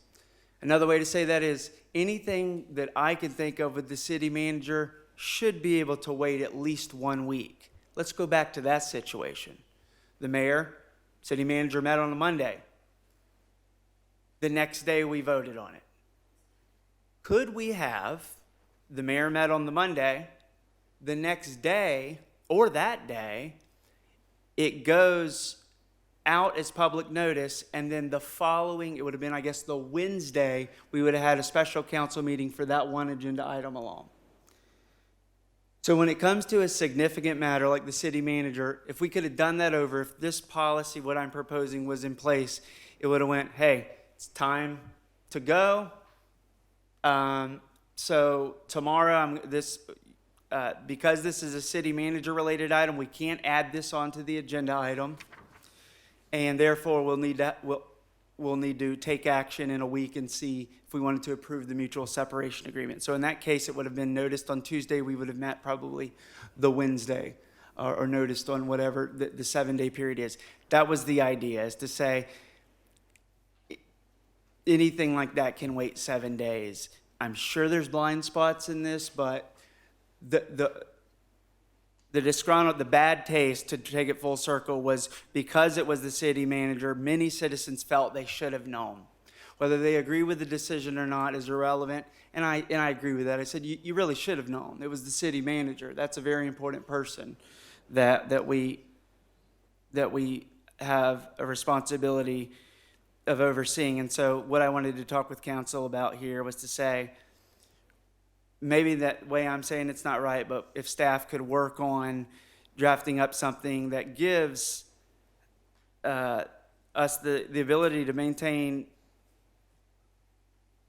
our 266, which we can add stuff on, but when it comes to the city manager, we need to fall under 260. So the language would say something with an exception of anything relating to the hiring, termination, or the language that I put forth on the city manager. So 266, I guess it would be a section B that would say no action should be taken on amending, terminating, or renewing a contract for the employment agreement of the city manager without falling under the rules of 260, giving the public a 7-day notice.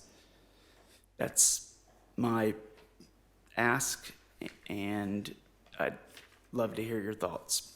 Thank you.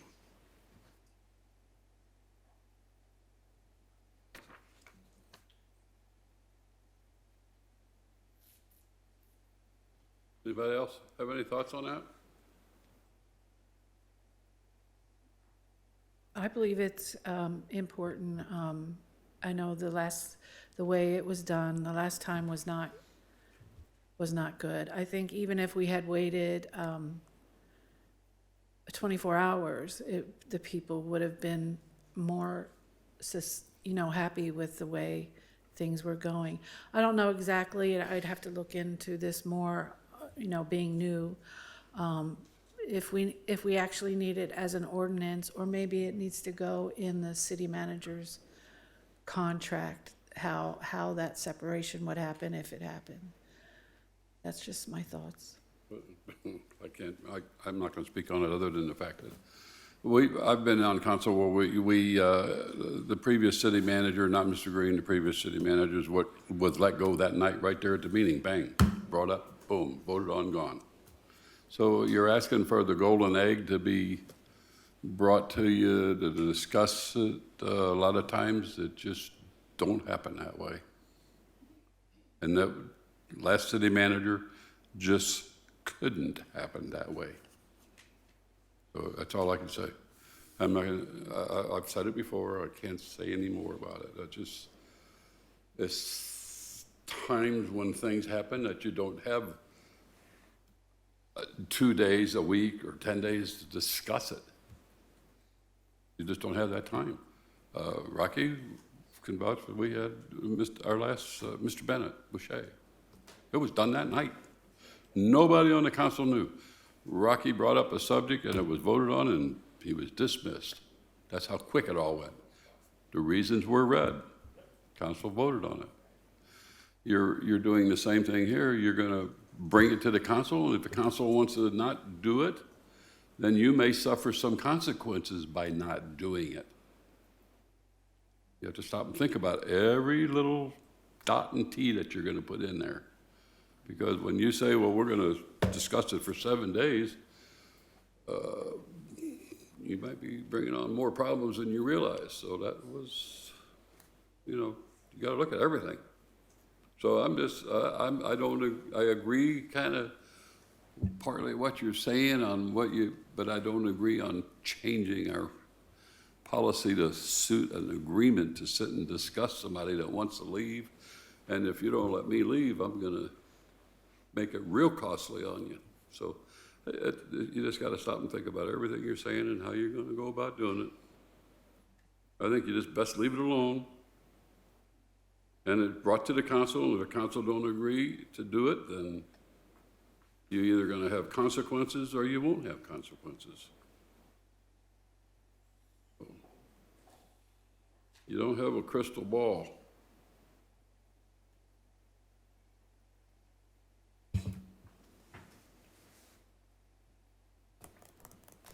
Yeah, well, thank you.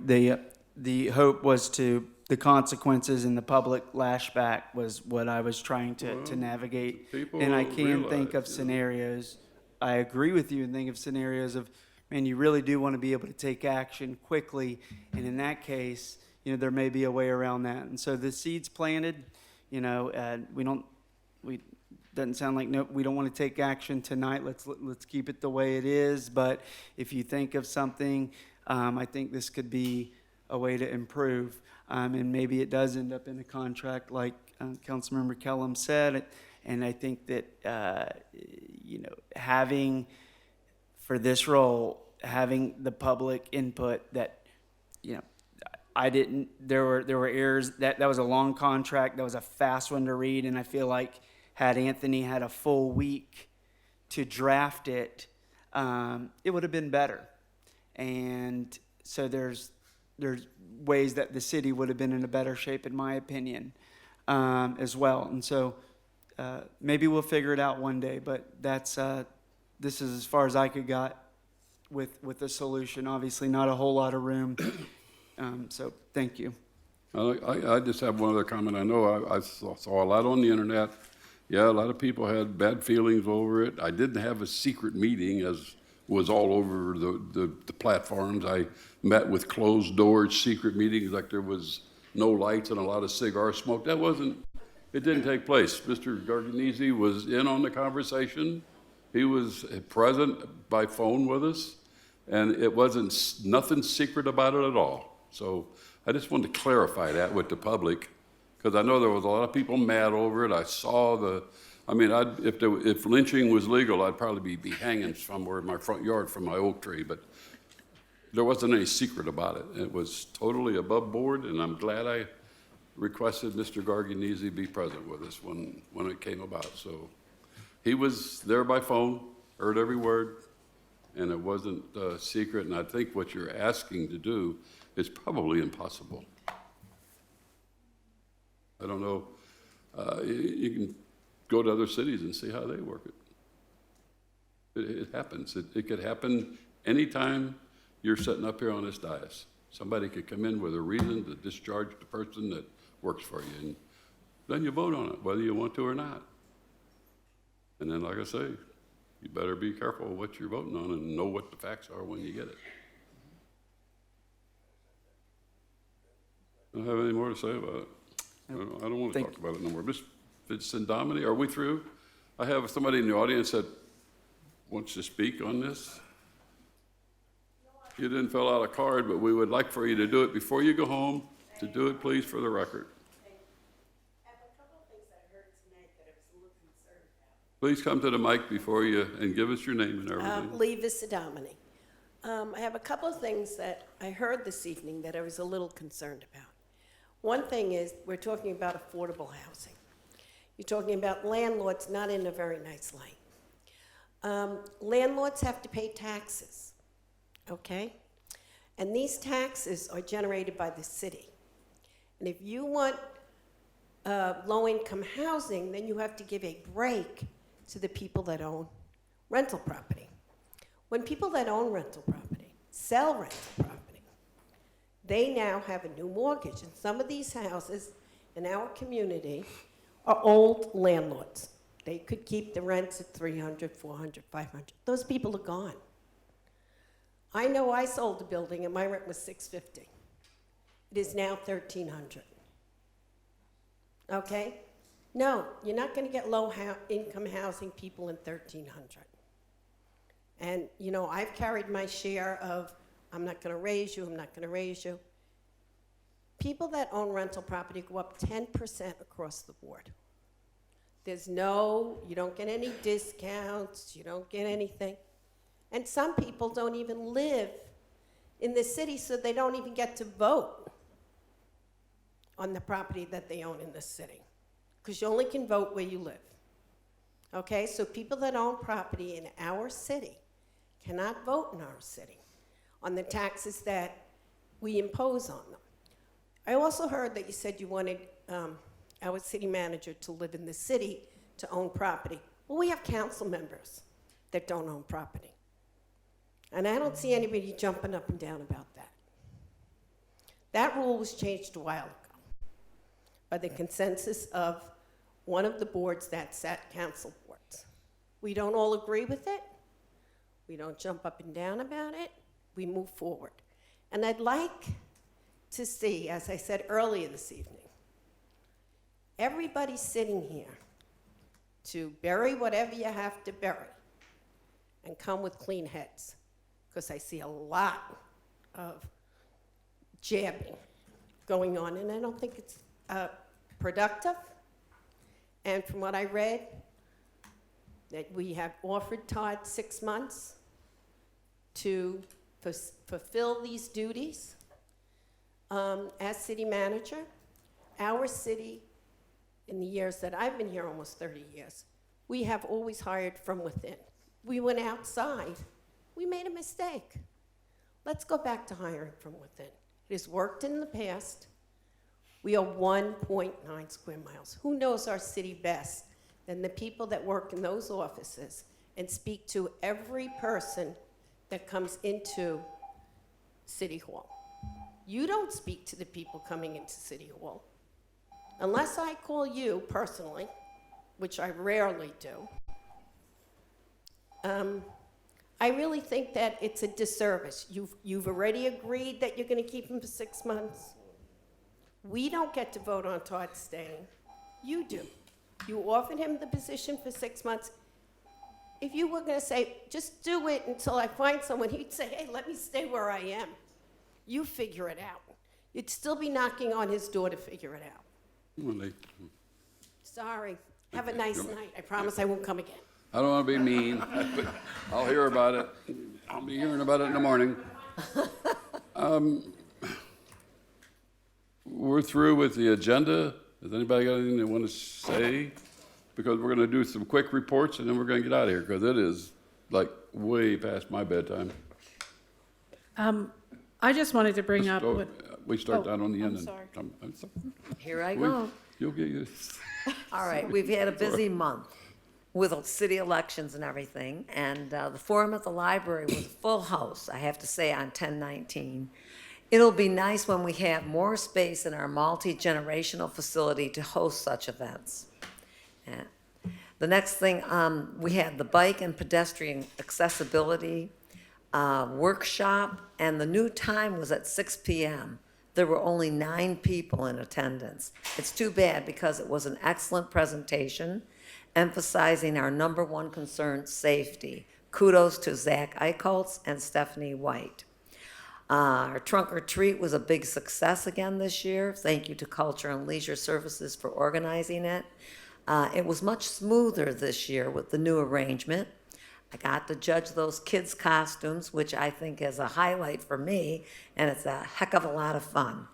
The best part was watching the kids participate in the hula hoop contest and the dancing.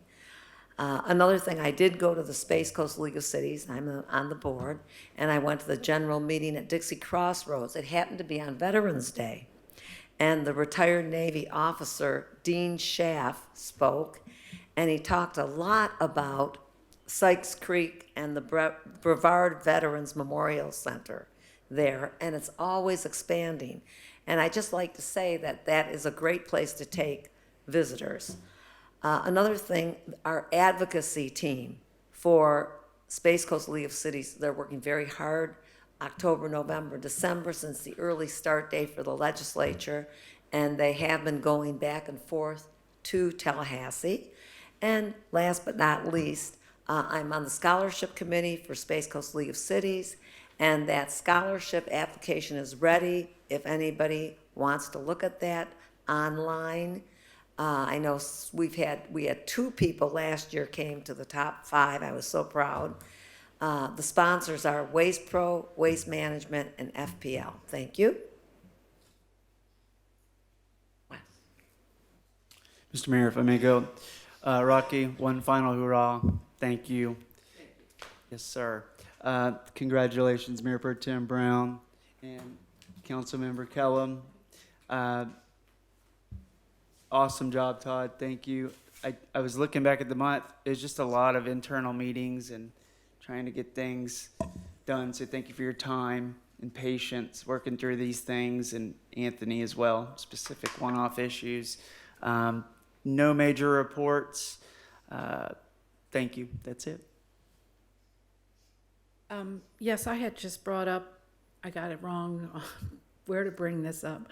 But in canvassing neighborhoods and why I was trying to get voted in, which I got, people were just saying how much, the multi-generation center is 18,000 square feet. It's $5 million. Why don't we have a pool? So I just wanted, and I looked into it and did some research, and an inside pool would be less maintenance. The outside pool at Cocoa Beach is probably not a good business model. They don't do so well down there. I think if we had a small inside pool in the multi-generation center, it would be used a lot by aqua size classes, toddler swim classes. We could have special need classes in there. And I'm talking like a 10 by 20 pool. And now, before we move forward with what's happening, we're going to have the multi-generation center for a long time. And I just would like to see it being used to its best availability for different things. And I also looked into, and I would like to maybe direct the staff or I'm not sure how we do that. To look into what the cost, if we would slow down the progress, we would have to do a little design changes. But I think it would be worth it in the long run to have that as another asset to the city. And then I looked into silver sneakers. I don't know if Gustavo has had a chance to do that for the multi-generation center, and for us to look at this, because it's offered by all health companies, health insurance and Medicaid, and it's for 55 and over people to get moving in the city, and in swimming pools and exercise rooms and everything. And there's a lot of money out there. 10,000 people a day turn 55, and it's for 55 and over. And I think that's something that would really help our multi-generation bring in. And if we become certified as a center, we might look into that now, so we have the right things that we could be certified and use that income for the multi-generation center. And that was my thoughts. So that's all I have to say. Okay, once again, I want to thank Rocky for all you've done for the city. Thank you. I want to congratulate Mickey Kellum for being the new member of the City Council. I look forward to working with you. I just want to thank the staff for the City of Cape Canaveral for everything you do. I want to thank our first responders for everything you do. And that's it. Okay, we all had our time to report. I don't have anything to report other than I would like to farewell to Rocky again, but we'll be on your front door knocking. I'm sure I'll be stopping by to see you often, but I did appreciate. You've already had your say. You're done. No, I just have one quick thing. Is the sign up for the Mayor's Fitness Challenge is Well, that's coming up coming up. very soon in December. Let Just me get FYI. a little wind, will you? Okay, You guys sorry, always. I thought you were gonna I go forget last and I it. never get to say anything. But the Mayor's Fitness Challenge is in like another month before they sign up, so there'll be plenty of notice on the website. But I did have one thing to say on Mrs. Callum's request about the pool. We are going to be delayed a little bit on the going out for bid because of the solar being implemented onto the building. So I just told Todd that if we'll get consensus from the council on Mrs. Callum's request, I think it's a good idea. I'd like to see that. It would be somewhere for the ladies to go do their aqua automatics or whatever they call it. And we need consensus to direct staff to maybe get this pool looked at, how we could work it into the facility along with the time they're spending on the redesign time. Maybe we can pull it off in one delay instead of having a long delay on it. So if we got consensus, Mr. Morley will take it up in the morning. Is it possible? I didn't know if the design We have a was. delay on it right now because of the solar. It's got to be redesigned for solar for the building, which we just discussed tonight, that we're going to do solar on both buildings, and it will be a little delay, but at the same time, they could do this pool design. It's not going to take long to design a pool in there, I'm sure. I just wasn't sure if the interior of the building had Well, already this been is what designed they'll or have to not. look at. This is part of the But they're design. going to, Yeah, we'll see if that can be done. That's what we're going to Okay, do. real quick, Mayor, you're saying add a pool to the existing 18,000 or add Within that additional? building. Within that building, or maybe somewhere they could do it and add it onto the building. But that's going to have to be in the design. That's what you're doing, is you're putting another design factor into the drawings. And they'll have No, to I see if think- it can be done. in a small Maybe it can be done, maybe it can't. Yeah, if That's all it's you're asking. possible, I say sure. Yeah. Without increasing the size of the building, Right. what we got, if they can find space on the first floor to put the pool in, maybe even the second floor. There's ways to do pools on upper decks. So if that's what your consensus is, we will direct Mr. Moley to do it. Well, I just was wondering if we should consult with Gustavo, since he's still here, and ask him. I This thought will that all we be had taken already. into consideration. was That's already what you're gonna designed. direct them to do, is to see if they can work it in, if it's acceptable to the department, if it can be done. If it can't be done, boom, it's over with, and they'll come back and tell you. There will be, So- we'll have discussions, Gustavo and I will issue out of discuss it. Just like we did the solar initiative on tonight's agenda, there's a whole package tied up in a bow and says, if you want to do this, this is what it's going to cost. Anything's possible, So I'll talk with Gustavo, and if it's consensus of the council, that means the majority want to do this, we will come back, we'll try for the December meeting with that package for the pool, all the pros and cons and costs. So you're asking them to do is to investigate it and let us know. So that's what, we all agreed? Okay, there's consensus. Okay, that's it. Nobody else has anything? Mr. Garganese, did you have anything? I don't. Mr. Morley? No, I just, except to say for Rocky, you've been a pillar of the community and an example for me as a city official. Thank you for all your service. Yeah, thank you, Rocky. Bye. I know you don't want to say anything, do you? Thank you. All right, good evening, everybody. Meeting adjourned.